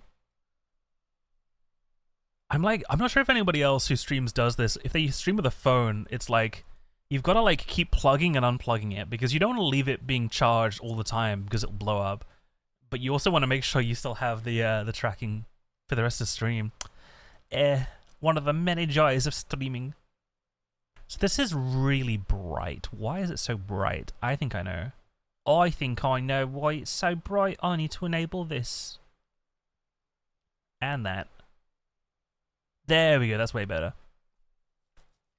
Yeah, so this is like much closer to the actual lighting of the scene. So you can kind of see the water is now like partially transparent, while still having that like lovely little glistening effect. If I load the lounge cam and then zoom into it, yeah. So this is the Be Right Back scene. So you can kind of see here, like, yeah, we got the natural pink lighting. I got lots of different light sources going on in this room just to give it that effect. I still have those like yellow neon lights that I use for the train scene as well, because I like reusing stuff. You can reuse stuff and it makes things a lot easier in the long run. So I've got some of the same sort of neon lights. And actually, I do go back to earlier model files and just sort of borrow textures and borrow geometry if I find it's useful. But yeah, little BRB screen. Little BRB. But yeah, hopefully I don't get banned for like marble statue titties. Hopefully not. Hopefully not. Oh no. There he is. Hi. Hi, Starred. Sorry, the little Lego Skelly was hiding behind me. It was hiding. But yes, how is your Tuesday going? We're just going over like how I made all this stuff. We're going through a behind the scenes of the scenes that are very visible. So right now we've got the Blender equivalent of how I got the oh god. I am now seeing the roof. Let's go to my. You saw the channel I recommended? I said, oh, thank you so much. That's awesome. I'm so glad I'm showing up in recommended. That's awesome. Hell yeah. But yeah. I debuted last Saturday with all these, with this model and these environments. Hello. Let me wave. Hi. Blender. Yes. Blender. Yeah, so, yeah. This scene behind me was made in Blender, and then exported as an image and then crunchified in Photoshop. So I'm just kind of going over how I made these things. It's that 2.9. Oh my goodness, I haven't transitioned to 4 yet, because apparently they move things around that I don't like. But I'm stuck on like 3.6, I think. But hey, I used 2.9 for years. I think it's like certain plugins require 3+, so I'm switched to 3. But hey, old versions of Blender are still great. Let me go to the study cam. So yeah, like this is funny. This is like this so like you've obviously got this background, and then this is what the background looks like before all the crunchification happens. Ooh. It's the same thing. Pre and post crunch. But yeah, it's good stuff. I definitely need to get better at doing certain things, like just making scenes. Use a Blender for the versions, Blender from the 2000s? I mean, I do like using old software. I have a bunch of old software that I love using. Some of it, like, you have to use a virtual machine to use as well, which just adds fun to it. But sometimes I feel like just older software is really, just really nice. It's so simple and locked down, and there's no internet connectivity, so it's like, well, if you wanna use software that doesn't bloat your PC, just use old stuff. Your learning experience. It's a learning experience. Aw, you're so sweet. Thank you, Kaz. Yeah, I think it's like this was great learning. I will say, like, making all of this stuff is really great learning, because now when I'm already thinking about how to do it better next time. Now I'm thinking like, ooh, in a year, I'm kind of deciding every year I'll do a refresh where I will do this process again. But I won't do lots of like intermediary. Any intermediary debuts will just be like seasonal. So like I'll do a Halloween debut, I might do a Christmas variant debut, I might do a I don't know, other season debuts. But like once a year I'll kind of go through this whole process again where I'll make a model and backgrounds from scratch, just because like I feel like by that point I will have learned things. Where'd you get some of these background props? So the game props are all from Video Game Resource. So Video Game Resource has 3D exports of like a bunch of game models. So just to be authentic, like this is the real Donkey Kong 64 banana. This is the real Lens of Truth from the 3DS game. This is the real Jiggy from Banjo-Kazooie. The thing that's different is the texture. So a lot of these models will be shipped without textures or with very like non-shaded textures. They'll just be like PNG textures. They won't have any shaders. So I mean, I made the shiny shaders for all of these. I made them all slightly different and shiny.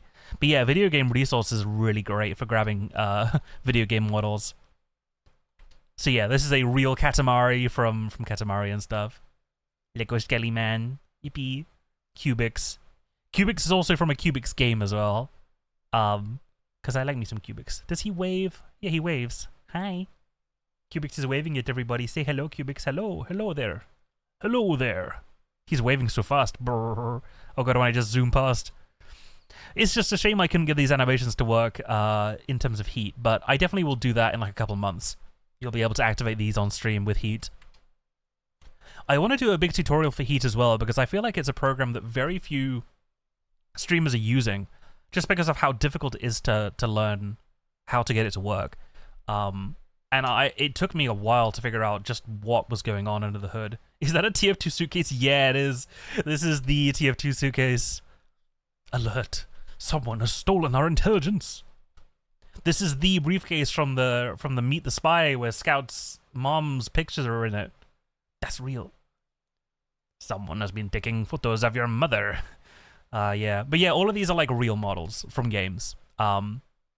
because I'm just like, I wanted them to be as authentic as possible. Even the Lego is from a Lego Star Wars game. This is real Lego Star Wars. You can even see, funnily enough, like the studs on the top of the X-wing. They're just like textures. They're just like little floating textures, because that's how the game did it, and so therefore that's what this is. You're gonna break into the suitcase and see a Vine Boom. Wait, where's my my gasp?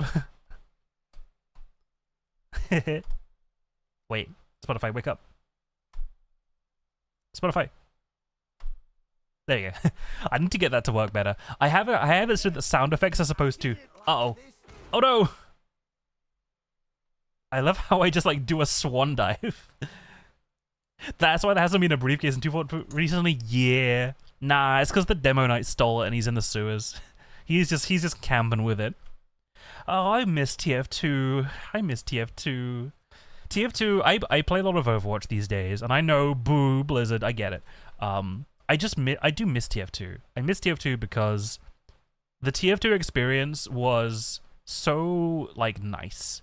It was a pub game, which means that if you wanted to play the game semi-seriously, you could join a semi-serious lobby and do that. If you wanted to be stupid and play 2-foot all day, you could do that too. I just really miss, like, me and my brother would just, like, get home from school and we both load up TF2 and be stupid for, like, 5 hours, and it was so much fun. And no one was screaming at us to, like, play the objective or play better. We were just being dumb. We would just be camping with our 2 little mini sentries or whatever. And it's just a shame to me that, like, TF2 is so full of bots now that it's almost impossible to enjoy yourself because, man, if they make TF2 version 2 on Source 2 in 2022 plus 4, then I would play the hell out of it. I miss that game so much. I have so many cosmetics as well. I had a summer job. I had a summer job when I was like 14, and I basically put all the money I made from that into stupid TF2 outfits.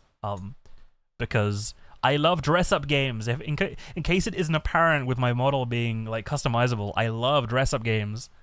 I was born to play Barbie dress-up, Rats dress-up, Flash games.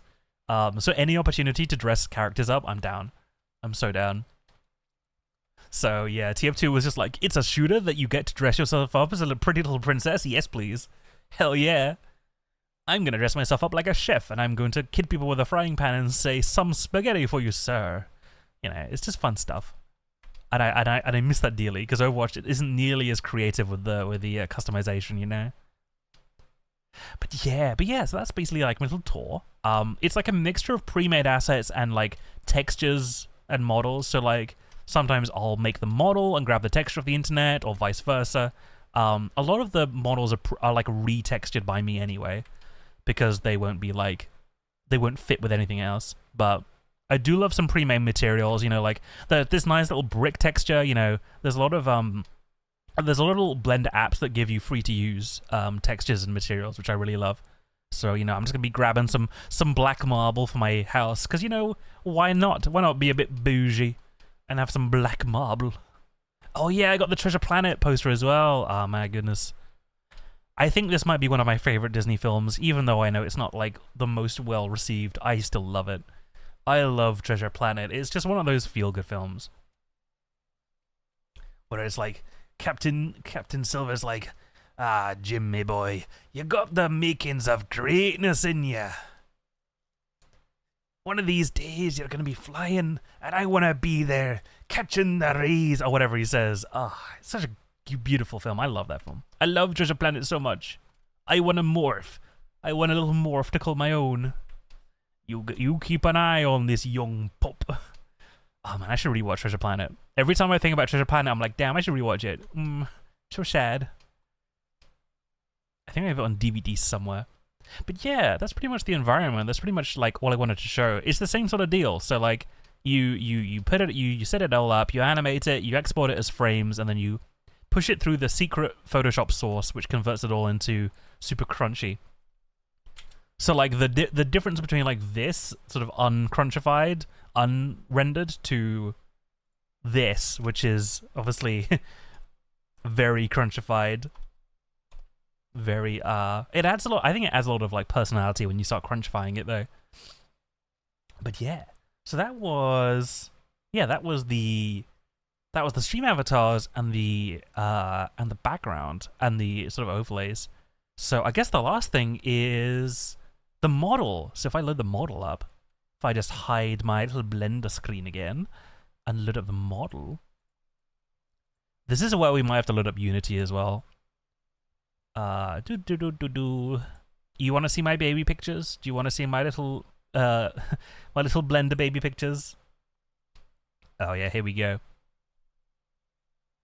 All right. Oops, that's not right. All right, baby picture time. Look at this. So this is like the very first Blender file I have. Oh my goodness. This is me, baby pics. Yippee! I don't even have any limbs yet. So what is right and wrong about this? I mean, so obviously like a lot of it is just like blocking stuff out.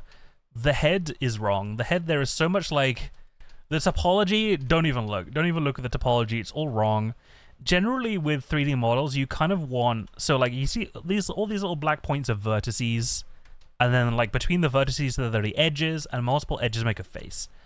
You really don't want vertices to like terminate in the middle of nowhere. You kind of want there to be consistent lines running all the way through it. So the topology is all manner of fucked up here, which I had to redo a lot of. You can kind of see like even on my face, like there's a lot of stuff which is a bit like not quite right.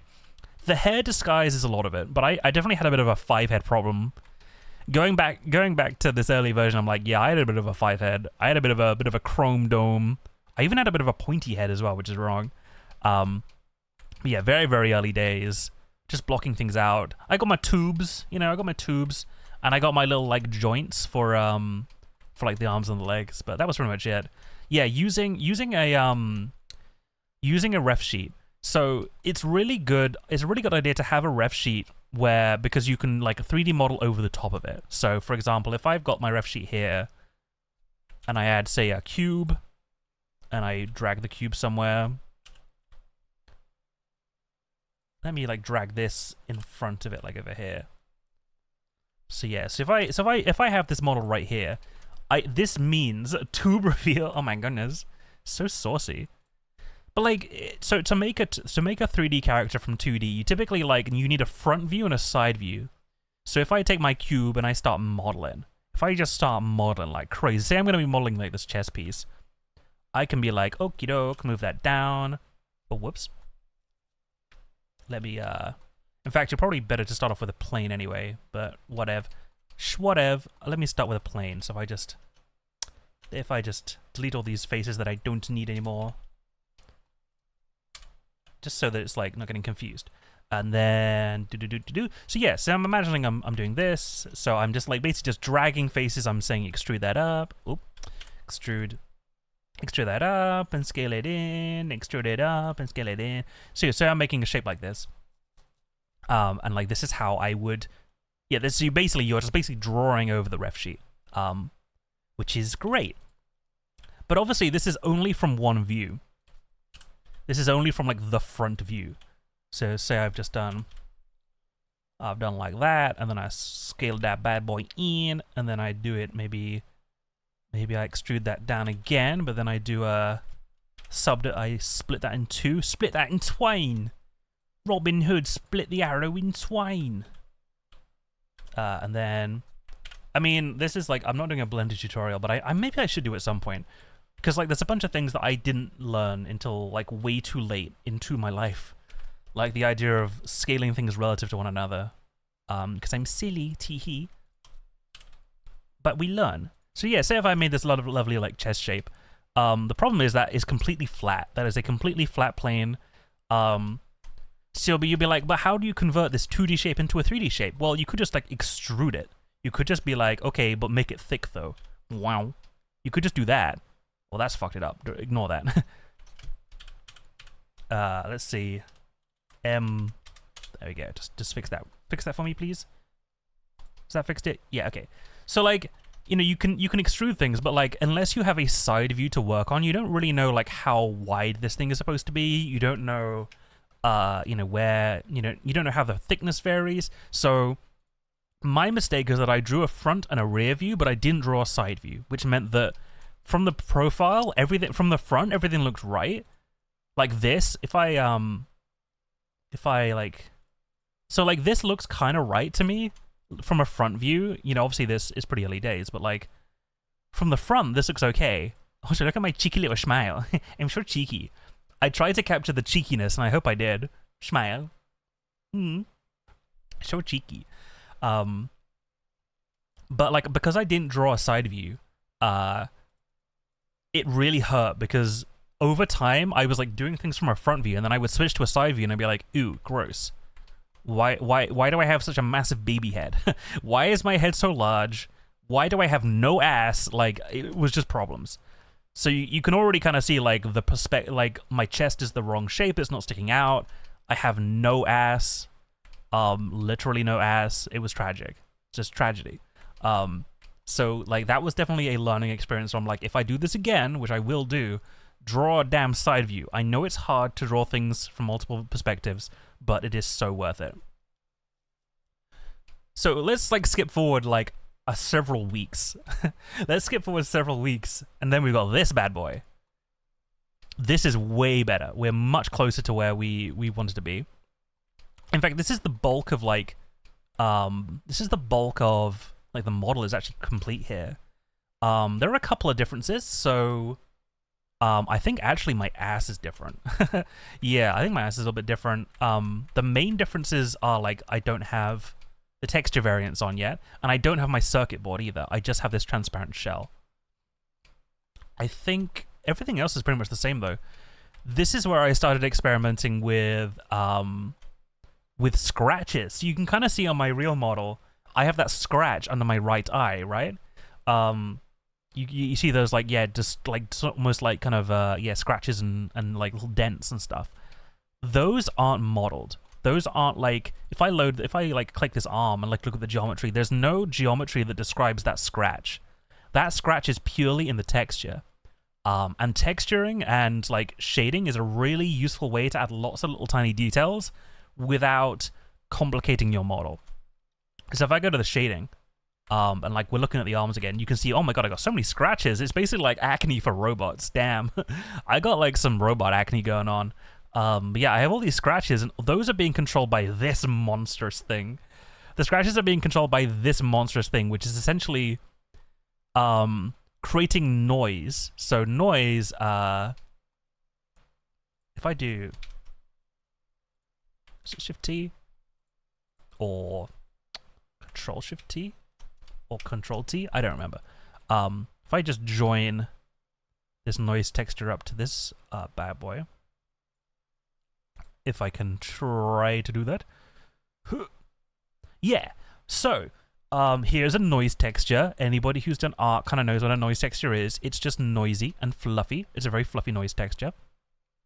You can take something that looks like this noise texture and you can use my good friend, the color ramp. I love me some ramps. Color ramp it. And then you end up with these like little dark spots. So it's only where the noise is especially dark do you get that shape. And then it's like pale over the rest of it. You can take that texture and essentially use it to dent the normals. So what the normals are effectively what are normals? Effectively, if you have a 3D shape, all the faces point outwards. So if you imagine a cube, all the normals point outwards. But what you can do is you can say, hey, lighting, my good friend lighting, my friend, I want certain pieces of this face to point in different directions than just outwards. I want some of them to point inwards and to the side and stuff.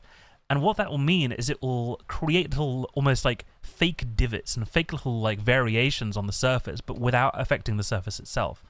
This is really, really helpful because it's way quicker for computers to worry about fake normals than it is to worry about the actual faces themselves. So it allows you to create lots of like things that look like they're actually affecting the the surface, but only doing it visually without actually affecting the geometry. So that's how I created all of these little scratches and stuff. In the final version of the model, I really toned up the scratches so that like I have some very physical like damage to my head, because I think this like really adds some believability to it.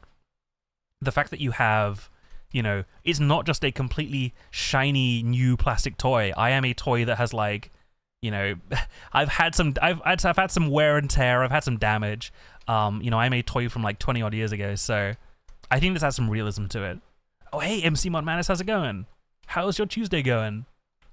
We're just looking at the behind the scenes of the model that I just made by loading it up in Blender. We're seeing some very early versions, so yeah, looking at how the textures were all set up and the transparency. This toy's a little fucked up, actually. True. I'm a little fucked up. Yeah, I'm a little freak. I'm a little freak. I got dented. And you can kind of see the early days of like the rubber on my head. So you can kind of see here, like, I'm not nearly as texturous in this version of the model because the texture for this is kind of simpler. It's literally just, again, it's just noise. So I could turn this scale right down, or I could turn it right up. I could add more roughness or less roughness. So I can control a lot of that. But that was a really early version of this rubber. I kind of liked this rubber. It was quite clean, but I felt like it was too matte compared to the rest of me. So I wanted a bit more, I wanted something a bit more, like, shiny. Dude's been chewed on? True, yeah, I got some dents. Definitely a baby ate me at one point, which might explain all the dents. I kind of want to load, let me load a newer version of this model, because that'll show even more changes. But, like, it was already taking shape at this point. So here we go, 16A. What's changed in this one? Ooh, okay. This is when I started making the circuit board. So I have the circuit board now with all my little LEDs and my chips, everything else. I think I made like the body bigger as well because I was a bit like top heavy. We have the I've got the shape of the buttons now. I have the little on-off shape in this button and the reset button there. And I was also messing around with the eyes as well. Oh yeah, and my head got way more texturous as well.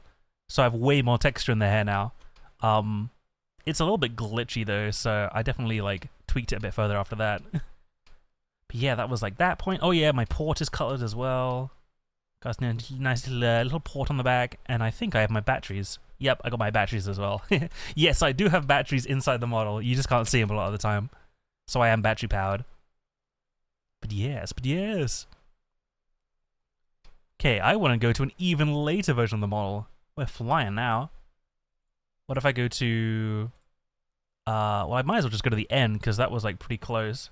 Stomach pics for free? I know, I'm so saucy. I'm so saucy. I'm a slut on the internet. I mean, I literally am not wearing clothes, so, like...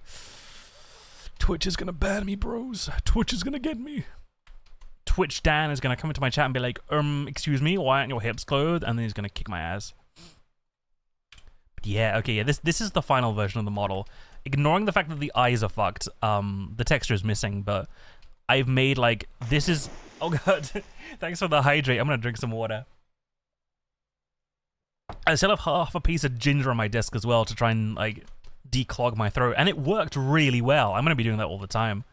But yeah, this is like the final hair texture. It looks much lower resolution, but that's just because the resolution I've like drawn it currently in Blender. The actual full version has higher res. But yeah, this is where I've added all the dents and stuff. So I felt like when you have an old rubber toy, not like that. When you have like an old toy made of rubber, you end up with those little kind of like little deformations in the rubber just as the rubber ages, because rubber is like a very organic material. It comes from a tree.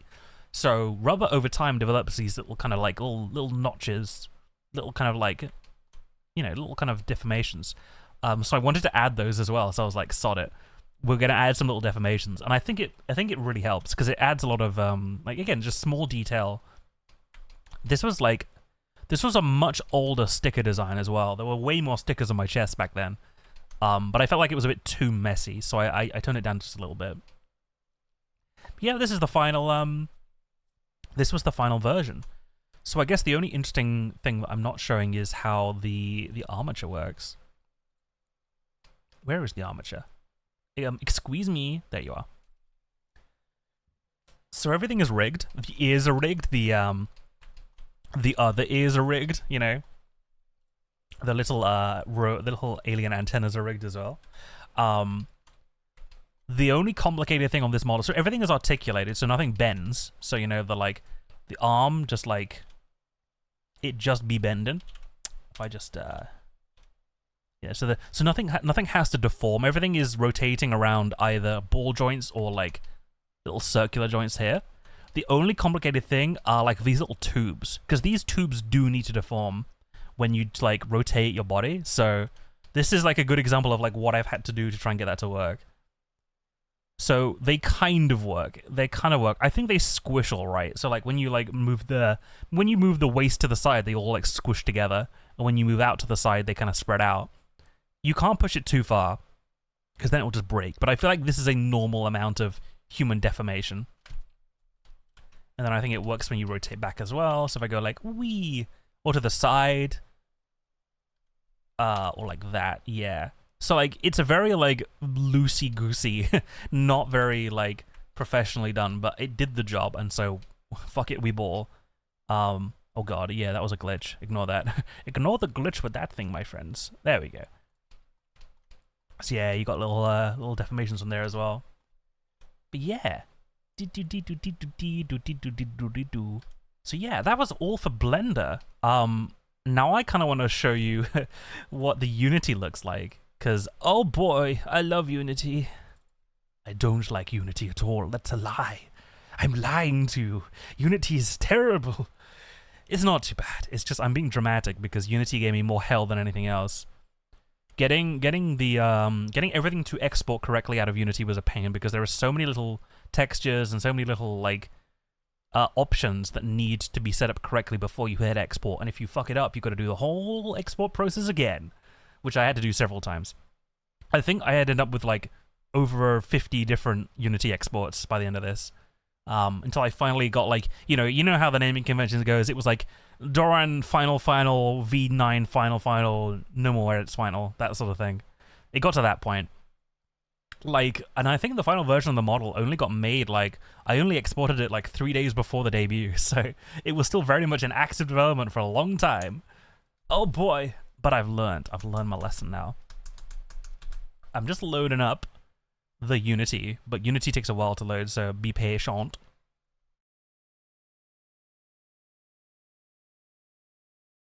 I dumped my ginger on the floor, no. Floor ginger sucks.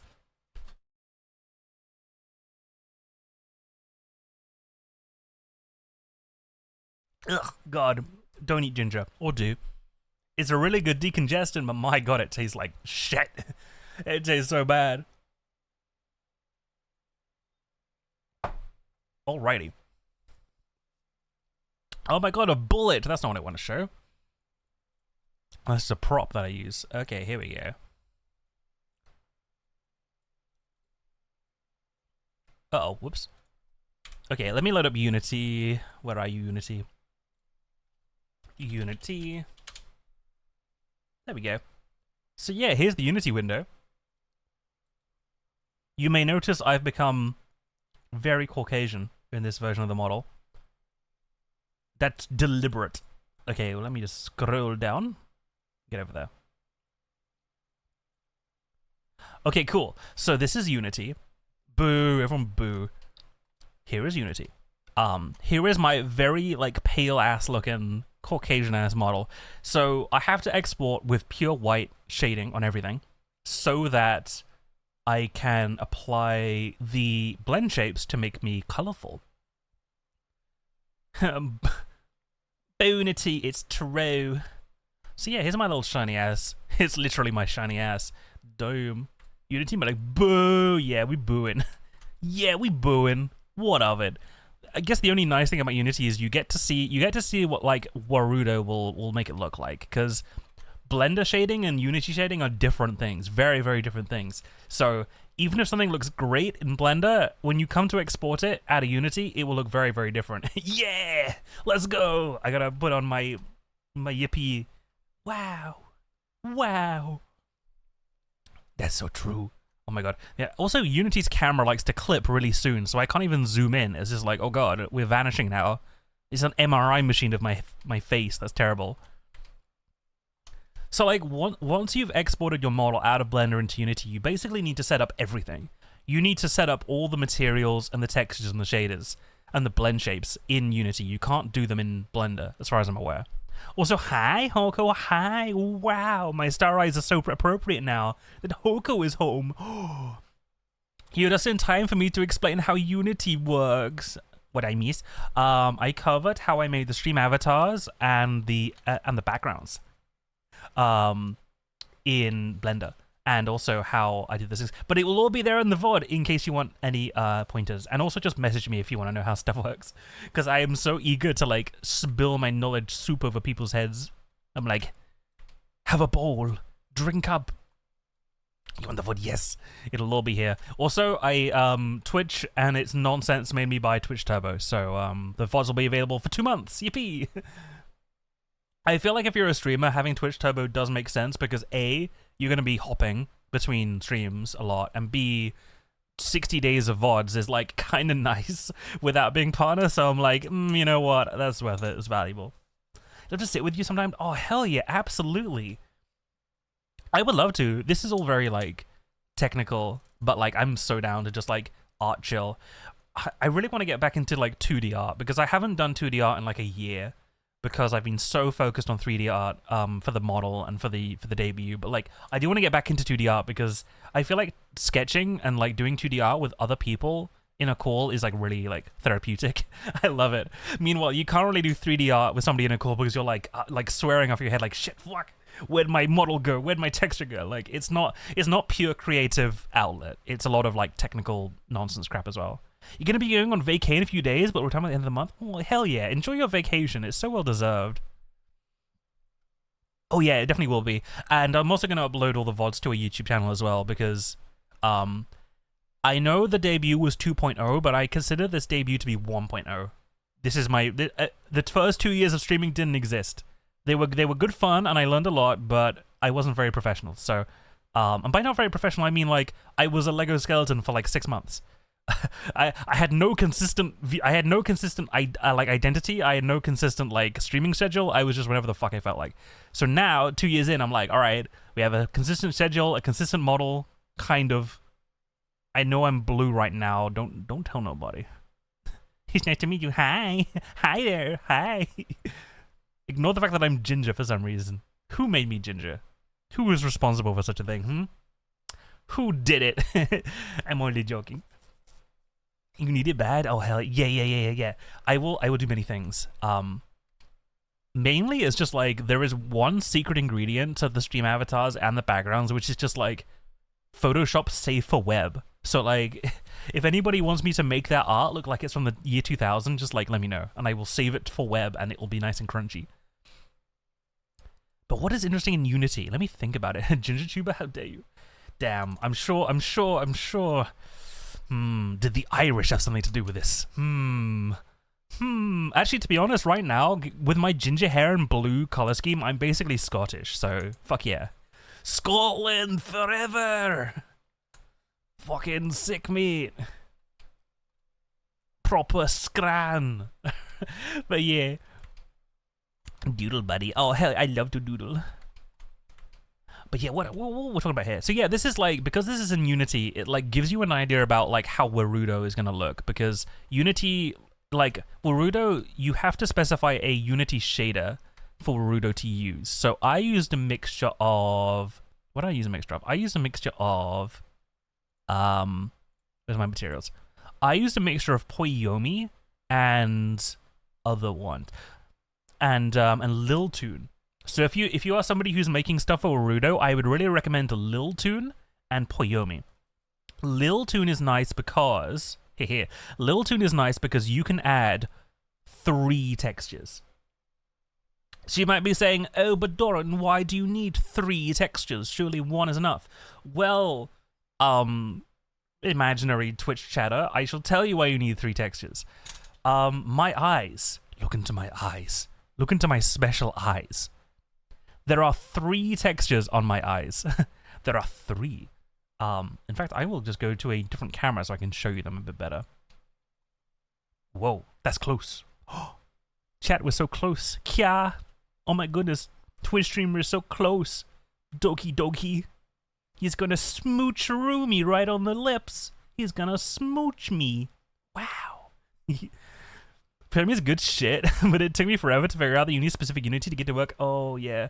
I mean, so, like, if you're going to be working in Warudo, I mean, honestly, I would just recommend Warudo because it's great. Download the Warudo Unity package, and then it'll be like, make sure, just kiss me? Okay, let me get my hearts out. Heart eyes. Doki doki. Mwah. Now with my tongue, bleh. Bleh. Bleh. Oh my god. I don't know why. I think I fucked up the tongue material. In fact, I could probably check that now. Why is my tongue, like... why is my tongue white? I think it's supposed to be, like, whatever color my face is, but it clearly ain't. It's clearly just white, which is weird. It's like I got a coom tongue. I don't even know, man. I don't even know. I gotta figure out which of these, like... I can actually now check why that is. So I can go to the head, tongue. Tongue, what material do you have? LED? Oh, that's why. I've given it the LED material. Do I even use that material for anything? I don't think I do. Oh, yeah, I do. I use it for, like, the back of that. Oh, I see. Well, it shouldn't be white anyway. Hazukashi. I love that. Sometimes just, like, reading Japanese with, like, a nerdy-ass voice is so funny to me. Like, oh, doki doki, Hazukashi. Dorran senpai. Yeah, oh, maybe don't say that. don't say that. Don't go like that. That's scary. But yeah, like there's a Warudo like packet. It's not. I'm not sure if it's a package or like a packlet or like a mod version or whatever. But basically, you download the right version of Unity and get that, and it just means that like you can set up things like Warudo mods and stuff, and then you'll make sure. Then it will make sure you're always on the right version. Kawaii desu ne. I also like, yeah, I love pronouncing things in the weeb way, like the wrong way. Where it's just like, I mean, it's like the original like weebs. I feel like weebs today do not understand the original weeb, where it was like, the original weebs would say desu. They don't say des, they say desu. Desu ne. Listen, if you would, oh my goodness, I don't want to clog up my Twitter feed right now because I'm supposed to be posting post-debut like funny things. But I found when I was digging through my parents' when I was digging through my old stuff in my parents' house because they're clearing stuff out, I found my old sketchbook from when I was 13 years old. Oh, it's full of anime trash. I love it, but it's there's a lot of Death Note in there. There's a lot of Death Note, and I also found my Death Note as well. I had an actual Death Note because of course I was an edgy kid. I didn't write anybody's names in it, though, so I wasn't that edgy. That is the good shit, I know. It's bad because it's, like, 50% bad and 50% clearly, like, drawn direct from reference, where it's, like, clearly not art. I'm just, like, drawing... I just have the JPEG up on my phone, and I'm drawing based on that, so I'm just like, yeah, okay. Basically tracing. I mean, it was all learning, but it's just like, yeah, I know, it's how every kid learns. Like, the very first, like, art, quote-unquote, art I did was just, like, drawing Pokemon cards from reference. And, you know, that's how you learn. But, like, you look back on it now and you're like, oh, what was I doing? Why are the eyes so, like, not in the same plane of existence? Why is the hair like this? Oh, God. Because it was just so early. Yeah, I wasn't drawing on top. I was drawing from reference. But it was still just like, okay, clearly this is, like, the default picture of Misa Amane off, like, Google Images that I, like, had on my, like, iPod Touch and was like sitting there with my sketchbook and be like, I must learn how to draw beautiful anime girls. But yeah, now I've clearly grown and I am drawing robots instead. Teehee. But I will post. I did take some photos before I left, so I will post those at some point. But I gotta get more like debut stuff out of the way first.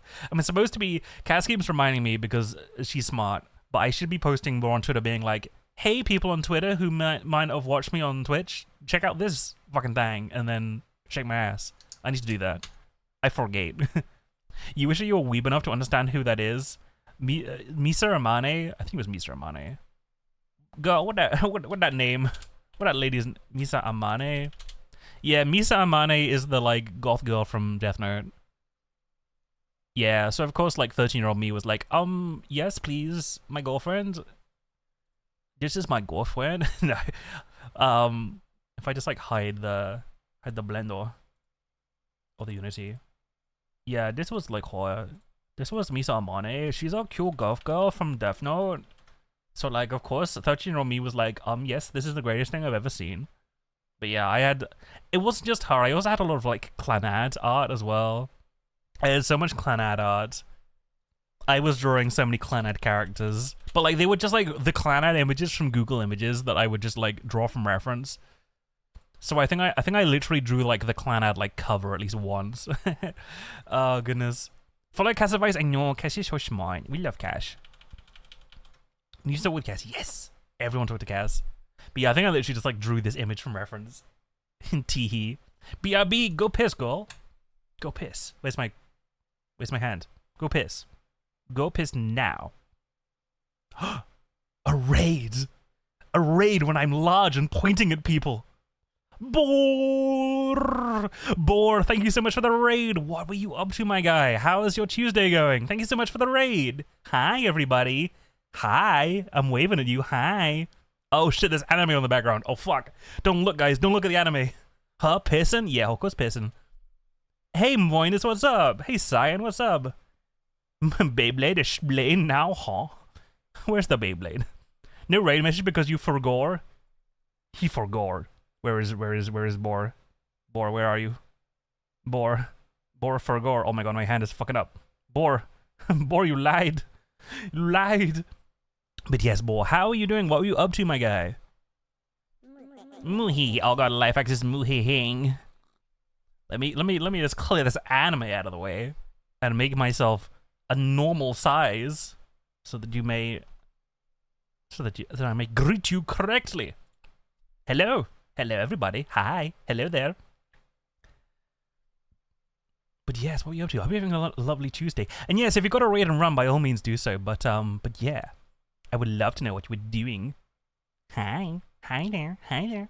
We're just going over, today we're kind of going behind the scenes and looking at, like, how I made how I made this model, how I made the backgrounds, how I made the stream avatars.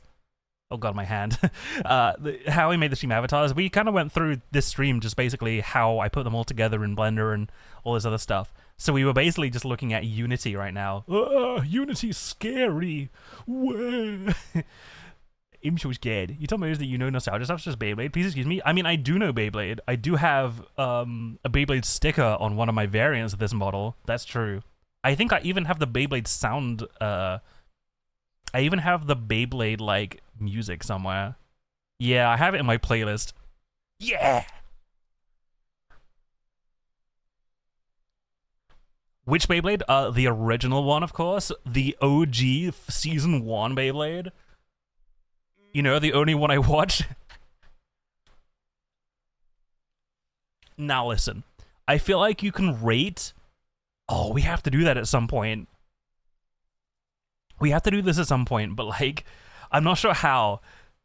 Top 2 Beyblade, I don't know the names. I just know that I really wanted the purple one. And then I got the purple one, and I was happy as a 7-year-old, I think. Top 2 Beyblade, it'd be like, oh my god, I think, I don't know, some anime boy. Let me see, purple, it was like a Gen 1. Purple Gen 1 Beyblade. I think it was... yeah, it was translucent purple. It was this bad boy. It was Galleon. Oh my god, it's selling for $60 fucking on the internet. Oh jeez. I wanted this fucking thing. Oh no, you're saying OG Beyblade is top 2 series of Beyblade? Oh, that's fair. I honestly did not keep track of the cartoon or the anime. You're on desktop again. Can we do gacha? Yeah, gacha should be available, I think. Yeah, gacha's available. You can gacha if you like. But yeah, oh my god, this was the Beyblade that I, like, begged my parents for. I was like, I'm being such a good boy. I'm such a good boy, please buy me the purple Beyblade. It's got a cool, like, lion thing on front of it. It says out of stock? Oh, hang on. Now it's enabled. There you go. I forget, there's a... Oh shit! Hoko's got the grey alien, hell yeah. Cass has got the red beanie, nice. Yeah, I've decided to do gacha for stream avatars. Ooh, Life has got the flame. It's 500 channely pointos. Ooh. Kasa got the purple. Hoko got the midnight. Ooh, I like the midnight. Hell yeah. I don't know what does this mean? It means like, so you can see the little guys below. You see all these little guys. Those are you. Those are you right down there. Those are you. And you can have different outfits. So like, as we can see, like, let me pick up some people and fling them around for my entertainment. Oh shit. Hoko got the stag. Nice. So like, as we can see, Hoko here. Hoko is right now a red and yellow stream avatar. But because they unlocked a new outfit, they can change it whenever they want. Here's Bandit. Here's Boar. Boar's got the green alien going on. There's gambling. There is apparently. I've never really used it, but right now it's just getcha. Oh yeah, Cyan has literally got the Cyan outfit. That's very fitting. Oh, Atomic's got the flame. You're out of points again? Oh, I'm so sorry, Kez. Let me just like, I don't know. One of these days I'm going to be making it much cheaper because I appreciate that 500 points is like about an hour and a half for most people. You must wait. Double flame, what the hell? I'm sorry. I wish, unfortunately, this is the thing. As much as it's worth it, it is. I mean, it's just one of those things where it's like, it's a good point sync that isn't like, doesn't interfere with like, I don't know. It doesn't throw me off a cliff, so it encourages people to not throw me off a cliff literally every minute. Although I might have to change the prices so that, you know, so that A, you can gamble more, and B, so that, you know, you can throw me off the cliff some more as well. Oh my god. Meanwhile, this is the thing, Atomic has been watching me for 2 years. He's been an OG and, like, always stops by, so he has, like, a gajillion points. Yes! He's got so many.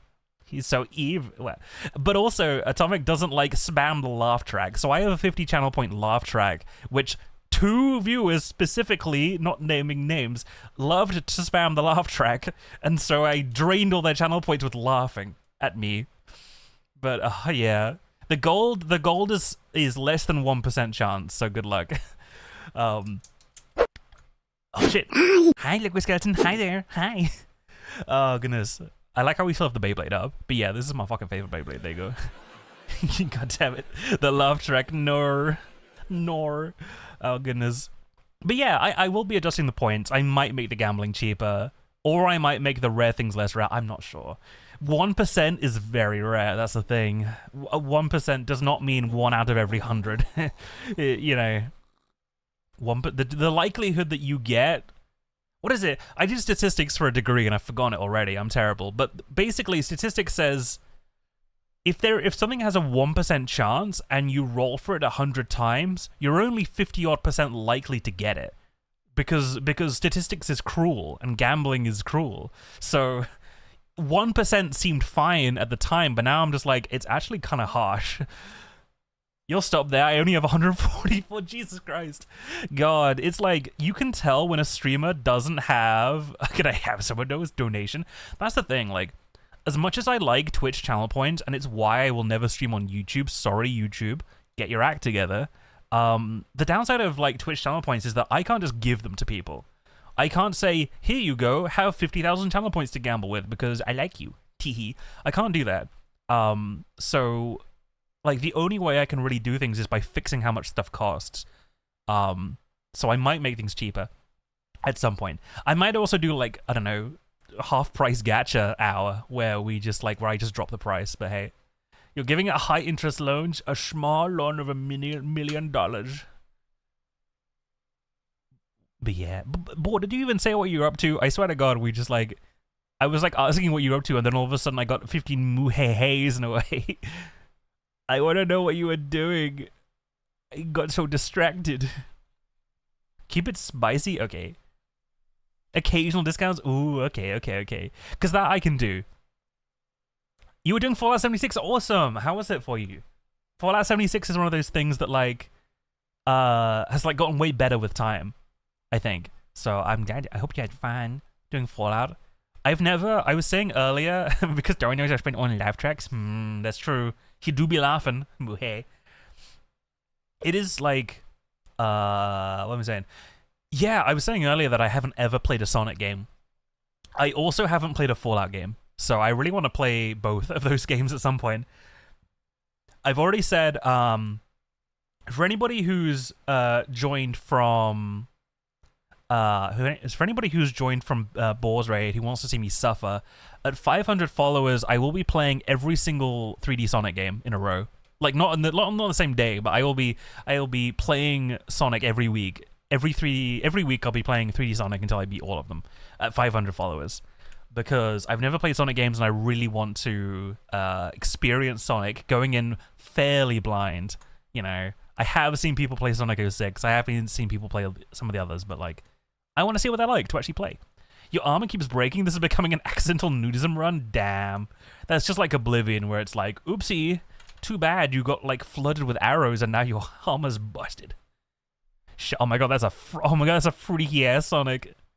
Jabroni Mike, how could you? Of course Jabroni Mike has a fucked up Sonic emote. But game is good now? I'm glad. I feel like Bethesda was just like, it ain't right. Let's just keep going. It is interesting though, like, the best time to get into games these days is like 2 years after they release, which seems like a really like weird thing for games to do, but hey ho. It's just one of those things, you know, where it's like, because films release on, you know, in the cinemas first, they have to be finished by the time they end up in the cinemas, right? You can't release a half-baked film into a cinema because then everyone will be like, bro, what the fuck? And it's no good being like, oh, hey, we fixed the film 2 years later, go and watch it again. It's like, well, it's not in cinemas, so like, whatever. Whereas games, I feel like you don't want to buy a game on launch day, especially if it's a AAA game, because it won't be finished yet, and you need to wait like a couple months to a couple of years, and then it will be finished. So I feel like games have like really big resurgences at like the 1 year or the 2 year mark now. No Man's Sky, Cyberpunk, Fallout 76. I'm sure we'll get a Starfield like year 2 update that will make the game worth playing. You know, it's just weird. It's a weird life that we live. But hey. But yeah, thank you so much again for the raid. I really do appreciate it. If you want to go get food, because I know it's like 10:30 UK, so it'll be like 11:30 Europe. By all means do so. But thanks so much again. Thanks for the wait. Thanks. We're like now back to the terrifying world of Unity. Unity's scary. I can't wait to play games. You know? Oh my god, playing games. I'm excited because I haven't played games like on stream in obviously 2 months, and like I don't really play a lot of games off stream these days anyway, because I'm so like busy with like this and my job and everything else. It's just like I will like play a little bit of a game off stream maybe, but it's not a huge amount. So I like streaming is my way of experiencing games, and I get to experience them with all of you. So it's I really missed it. I really missed just playing random GameCube crap with you guys. I love how easy the time zone math is with you. What, it's like one hour, yeah. I mean, the longer you spend in the Twitch ecosystem, the quicker it is to convert between time zones, because you're like, I know that Eastern is 5 hours behind me, I know that Pacific is 8 hours behind me, I know that CEST is, or CEST is 1 hour in front. It's like so, it's so like, yes, I know these numbers now, I can convert them in my head, but I know that like I still have to use the like sesh.fee to convert them for everyone else, because it's like, you know what, you get them. Speaking of like time zones, my schedule has PDT, EDT, and BST on it, but sorry Europeans, you can convert yourself. It's the Americans that need help converting because they're so used to like only American time zones. You got a meeting with a manager? Oh man, I hope it goes well. Please speak caveman during hard to understand for me. Okay, if you have any questions, Hoko, please message me. You know you can message me anytime if you need any pointers or translations. Good luck with your manager/mentor. I give you a big kiss, moi. Everyone say bye, Hoko. Goodbye, Hoko. Good luck. What, AM and PM? What the fuck is a PM? What the fuck is a P? Or an M? Wow. Sorry. Every time I do a big mouth, I'm looking at my model being like, wow, I got a big ass mouth. Wow. I was worried that my mouth wasn't big enough when I was rigging this, because I was like, anime girls have big mouths, so I should give myself a big mouth. But now I'm like, damn, my mouth is huge. Wow. I also like turned up some of the blend shapes. Bye-bye, Hoko, bye-bye. Everyone say bye-bye. I really need to fix that bye emote. It's freaking me the fuck out. It's like jiggling. It's jiggling, it's weird. By Hork? Horrorcore. No, it's horrorcore. But yeah, okay. I mean, we're like 3.5 hours in, so I guess I should like tell y'all all about Unity. So like, monkey. So like, Unity shade. So every like material in your model needs to have a shader. But the good news is you can use a lot of different shaders. Did you do an Owen Wilson wow with Big Mouth? Wow. Yeah. Wow. Wow. I'm having too much fun with this. 3D models. That's not the I guess like this is the thing that everyone who gets the 3D model does this, but they just go like real close and they're like, well, hi there. Wow. Wow. Oh my god, my teeth glow so much. Jesus. I forgot about that. You don't really see my teeth because they're hiding in my mouth, but like it's still scary. I'm like, oh my god. Pathetic. Okay, but yes, I got a big ass mouth. If I stretch my mouth real big, I can go wah, wah. Yeah, I'm getting distracted, but yeah. I could just keep the camera like this and be like, hello, everybody. Welcome to MTV Cribs. I can just put myself over here, like, there you go. Yippee. Oh no, I'm too far away. No, come back. I'm hiding. There I am, that'll do. This is exactly what I wanted. Wow. There you go. It's a free wow. But yeah, so okay, I'm going back to the regular size. Get him over there.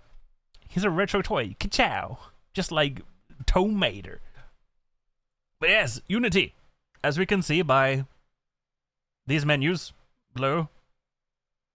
These menus are very important. pointing at you. My pointing kind of doesn't work sometimes, but you know what? We ball. It's fine. Oh yeah, and I have my cheesy cinnamon buns. Oh my god, hi. Enjoy the gacha. I forgot I had middle finger tracking all this time. I haven't done it in all stream. You should give me an award for being so responsible and resilient for not doing middle finger tracking, but I'll do it now. Yeah. It's too fun not to do it. But yes, okay. So, every material in Unity, you can assign a different shader to it. So you get to pick which what you want. So, I use a mixture of Poyomi, which is a really nice, like, plasticky shader. I like Poyomi because you can do things like, I don't know, it's just like a really nice, I think the textures look really nice on it. So, yeah, a lot of the materials here use a Poyomi shader. That's Poyomi as well. Yep. The only downside to a Poyomi shader is it only lets you have, I think, one texture. So, and that's usually fine. So, for example, if you look at the material for the chest,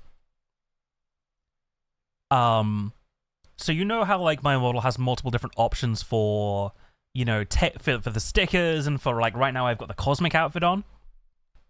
If you want a lot of different textures on one piece and you want to flick between them, you need to make a single texture out of it. Which is why I've got... Oh, you can kind of see it there. So you can kind of see in the bottom... if I just move over a little bit, you'll be able to see it better. Whoop. So you can kind of see in the bottom right there, I have a grid of 2x2 textures. The top left texture is just transparent. The top right is the stickers. And then I have the iridescent and the cosmic versions under that as well. So the way you get around only having one texture is you basically smush all the textures into a grid and then you tile it.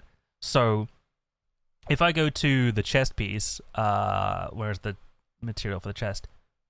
Yeah, forget the material for the chest, yeah. So this decal has tiling. Ooh. So if I change the offset of the tiling to say 0.5, oh god, that was not a number. Then I add the stickers. So basically, I'm moving from the top left corner to the top right corner. If I go from the top left corner to the bottom, I get the cosmic. So basically, I'm moving around that little grid. And basically, that's how I like move between different textures. I'm in the way again, aren't I? So yeah, this is how I move between different textures, is by using tiling and offsets. So whenever you see like a texture or a decal with tiling and offset parameters, that allows you to make multiple different options and then switch between them. The other reason why you want to use things like tiling and offset is so that you can make blend shapes out of them. So most people think blend shapes are just like, your mouth or your eye blend shapes or your eyebrow blend shapes, but blend shapes can be anything, including texture position. So another good example is if I go to my blend shapes, I have a butt fuck ton of them. Look at these things. I got so many goddamn blend shapes. I got blend shapes coming out my ass. A lot of these blend shapes, I gotta move myself again. A lot of these blend shapes are just to control the color. So here in the bottom right hand corner, that's like what my model looks like. So if I go to secondary green as a blend shape, that is the blend shape that makes me green. And if I go to secondary blue, that's the blend shape that makes me blue. And all that is doing is it's in the material list of the blend shape. It just sets the color parameter of each of my objects to be this blue. So that's all it's doing. But it means that I can it means when I load my model into Warudo, I just load all these up as blend shapes and I can control them like how you would normally control them.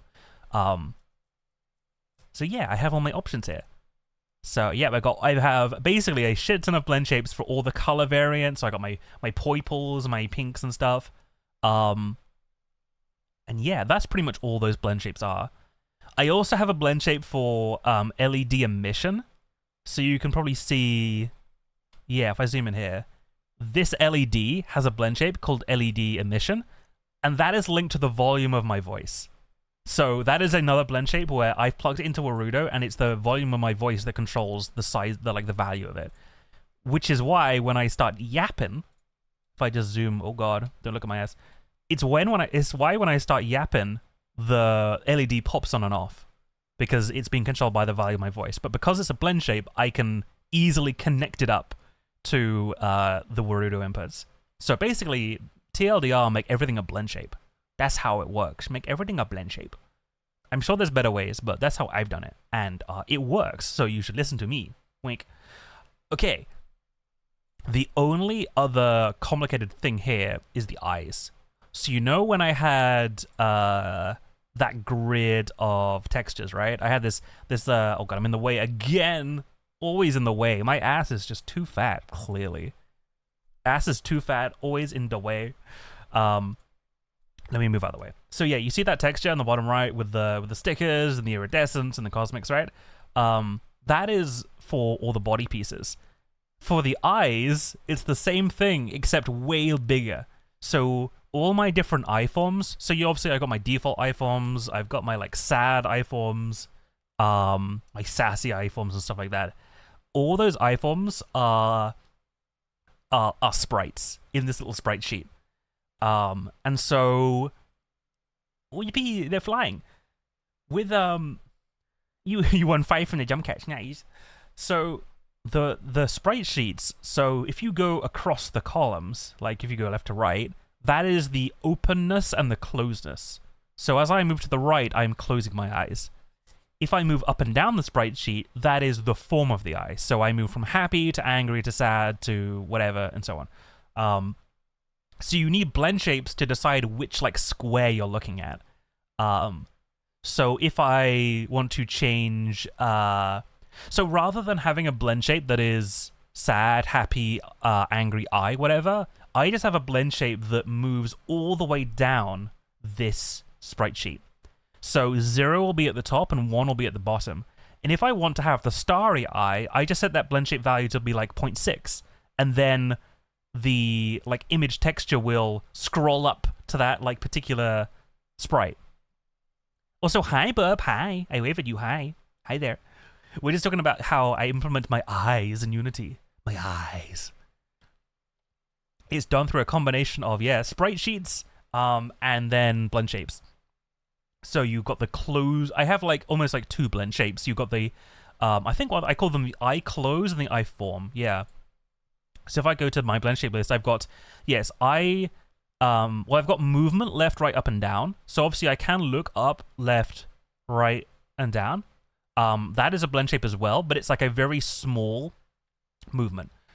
Basically a little offset. So you basically offset the sprite left, right, up, or down. But if you want to move to a different column, you do that with IL close, I think it is. Oh yeah, blink L. Yeah. So yeah, what this will do is it will move, essentially it will move across the columns for closed, and then for iForms it will move down the rows.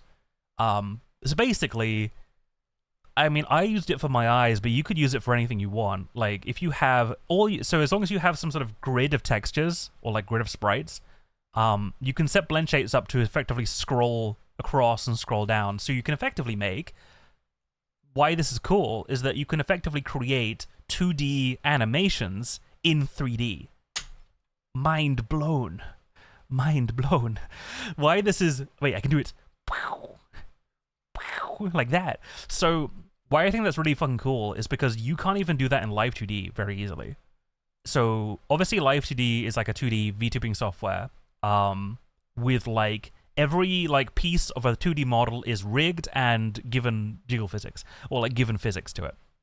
But the one thing that Live 2D really doesn't like to do is like frame animations. So if you have like a traditional cartoon that's running at like 12 frames a second and you've drawn all the frames, you can't really import them into Live 2D because Live 2D is like, well, how do I tween between these? It doesn't like that. Whereas with 3D, it's surprisingly easier because I can create a blend shape that says the blend shape is basically which frame you're on, and then I can say you're on frame 1, you're on frame 2, whatever, and it will just like flick between them. So basically, if you're someone who likes, like, I don't know, 2D animation, I would really recommend making a 3D model for it because it would almost be easier. It would almost be easier. In fact, I could, if you wanted to make like a Cuphead model that's like a bunch of like hand-drawn frame animations, I would make it as a 3D model and just use blend shapes, if I'm being real. And I kind of want to do that for Halloween. I kind of want to have like a Fleischer-style 2D animated cartoon, but like implemented in 3D so that I can abuse all these like cool tactics. Jiggle physics. That's the one thing I don't actually have any of. I'm sorry guys. Sorry to disappoint you all, but I do not have jiggle physics. I don't have jiggle bones, I should say, because you implement jiggle physics in 3D models with jiggle bones. I only have static bones. So I'm nice and like solid. I'm nice and hard, I guess. I'm hard. I'm solid. But maybe in my next model I'll have some jiggle bones. I wanted to add jiggle bones to my ears, actually. I wanted them to flop around. No, Lifex, don't leave. I'm sorry, come back. Please. I'm frowning as much as I can. Except there's music playing, so I have to jam. It's fine. I'll add some jiggle physics to my next model. I'll add some jiggle physics to the ears at the least, because I want these ears to jiggle a little bit at least. I didn't have time to learn jiggle bones. I was far too busy trying to get everything else done. I was like, damn, I don't got time to add jiggles. My virtual assistant Virus VTuber doesn't have jiggle physics. I'm sending them a very angry anonymous marshmallow. I can't believe it. No one has sent me an anonymous message calling me a whore yet. Damn. I haven't made it as a VTuber. I'm just kidding. Lifehack's gonna be my first hater. I love it. You gotta have a hater to be a streamer. Why the fuck? Oh yeah, so the eyes, my special eyes. I can't zoom in because this gosh darn, dang it. God damn it, he's already my hater. I guess all I wanted to say on like the images and crap is like if I go to my camera 3 again, oh my god, what is this angle? Damn, freaky ass. Okay, so here is my real ass like eyes, right? They are real pixels. They're really working. They obey the grid, right? If you, oh yeah, F, that's the key. I was pressing H. That's wrong. My bad. Thank you for telling me. Thank you for telling me. I forgot. I keep hitting I keep hitting / because that's the blender hotkey. But you're right. It's F. F. It changes the focus. Oh, Naruto, you learn something new. This is why I need you, chat, to help me. This is why I need Lifehacks to help me. Thanks, Lifehacks. Thanks. Now I don't have to zoom into my face so much. I can move myself to the side. Whoop. I just like leave one eye in. Sleeping with one eye open. So like the screen has 3 textures in it. It has the grid, it has the eyes and it has the eye for and it's like the eye animation. So if I like apply the sad like animation thing here, I'm so sad, boo hoo, boo hoo hoo. If I apply this, the eyes and the tears are two different things. Because they move independently. So I can move my eyes up and down, left and right, but the tears stay in space. So I need 3 layers. I need 3 layers for my eyes. I need the background grid, the eyes themselves, and then the like extra animated bits. Same thing with the angry. So if I got my angry eyes, my little angry like anime thingy on the right hand side, that's separate to the eyes themselves. So I actually need 3 textures, and it just so happens that Poyomi supports 3 textures. So yippee. Sorry, Little Toon rather. Little Toon supports 3 textures. So if I move myself back to where I should be, there we go. So Little Toon has 3 textures, so I use all 3 of them. The first texture is the grid, then the eyes, and then the animation. And it means that I can tile them separately then. So each of those, so not the grid is static, so that just stays put. But the eye and the animation bits for the eye, they are both tiled. And actually, they're both tiled in different amounts as well. They're both tiled with like different like grid sizes. The only annoying thing about Unity to me is that tiling, you have to specify a percentage. So if you have 10 columns, if you've got 10 columns, you actually have like 0 to 10 in terms of your positions. You have 11. So my like tiling is 0.909090909, and it takes forever. But like it kind of works, so we'll accept that. But yeah, but it does mean you can have different tiling. So like I have more unique eye forms than I do animation bits, but it doesn't matter because I can tile them differently, which is nice. But yeah, tile. So yeah, I mean the TLDR is make a sprite sheet and then tile it, and then use blend shapes to like move between the tiles, and that's how you do it. Thumbs up. Check out my thumb, how it doesn't work. My thumb don't work. My thumb is kind of broken. It kind of busted, but that's fine. We accept my busted ass thumb in this house. But yeah, that's pretty much it. I mean, so yeah, you got the shaders, you got the blend shapes. I kind of look kind of scary without eyes, I won't lie. Look kind of like a dead robot, but that's kind of chill in a way. Check out my ass. It's great. I have a slight cheek going on, but only a small one. And yeah. Look at the glitter. It's so glittery. I feel like the glitter looks just as good, if not better, in Unity versus Naruto. But it's so shiny. Wow. Wow. Sparkly, starry eyes. Wow. But anyway, that was pretty much it. I mean, do y'all have any questions about shit? I feel like I'm a teacher. Hello, class. Do you have any questions about the material? This will be on the test. What if like next stream I just started it with a pop quiz? Would you be mad? Crustacean, thank you so much for the follow. What's up? Would you be mad if I gave you a pop quiz? Would you be mad if I was just like, all right, class, we're not playing the game today until you get a score of 10 on the pop quiz. I'm gonna write home to your parents and say you didn't study the VOD. Is mayonnaise an instrument? No, Patrick, mayonnaise is not an instrument. Tartar sauce. Isn't it fucked up that like SpongeBob characters know what tartar sauce is? I think that's fucked up. They're like well aware that like they're kind of being eaten. They're well aware of it.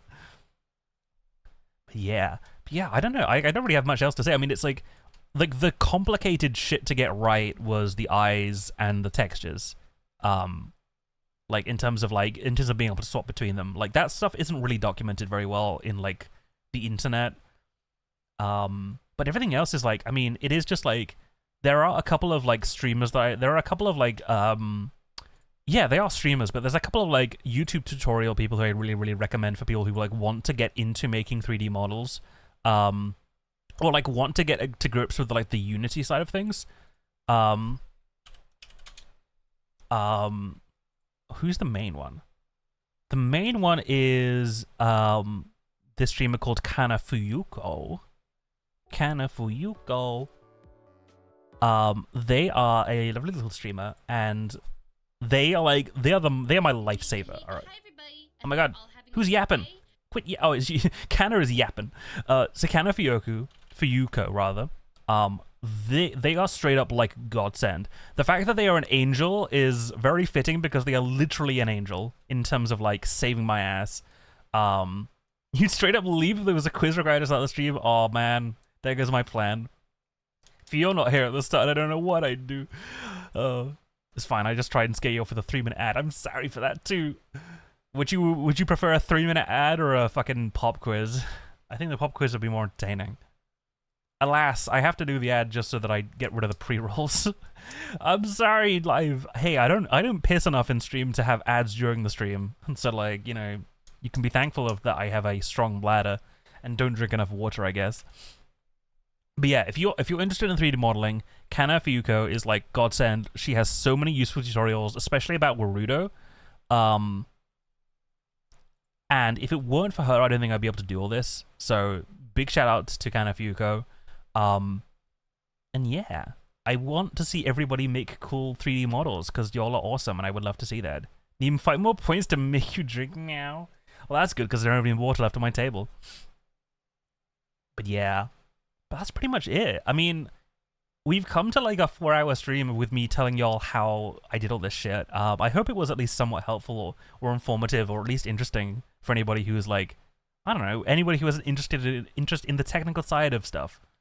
I obviously just like covered the artsy bits of it, you know, the Blender and the Unity and the stuff. I didn't really cover the code.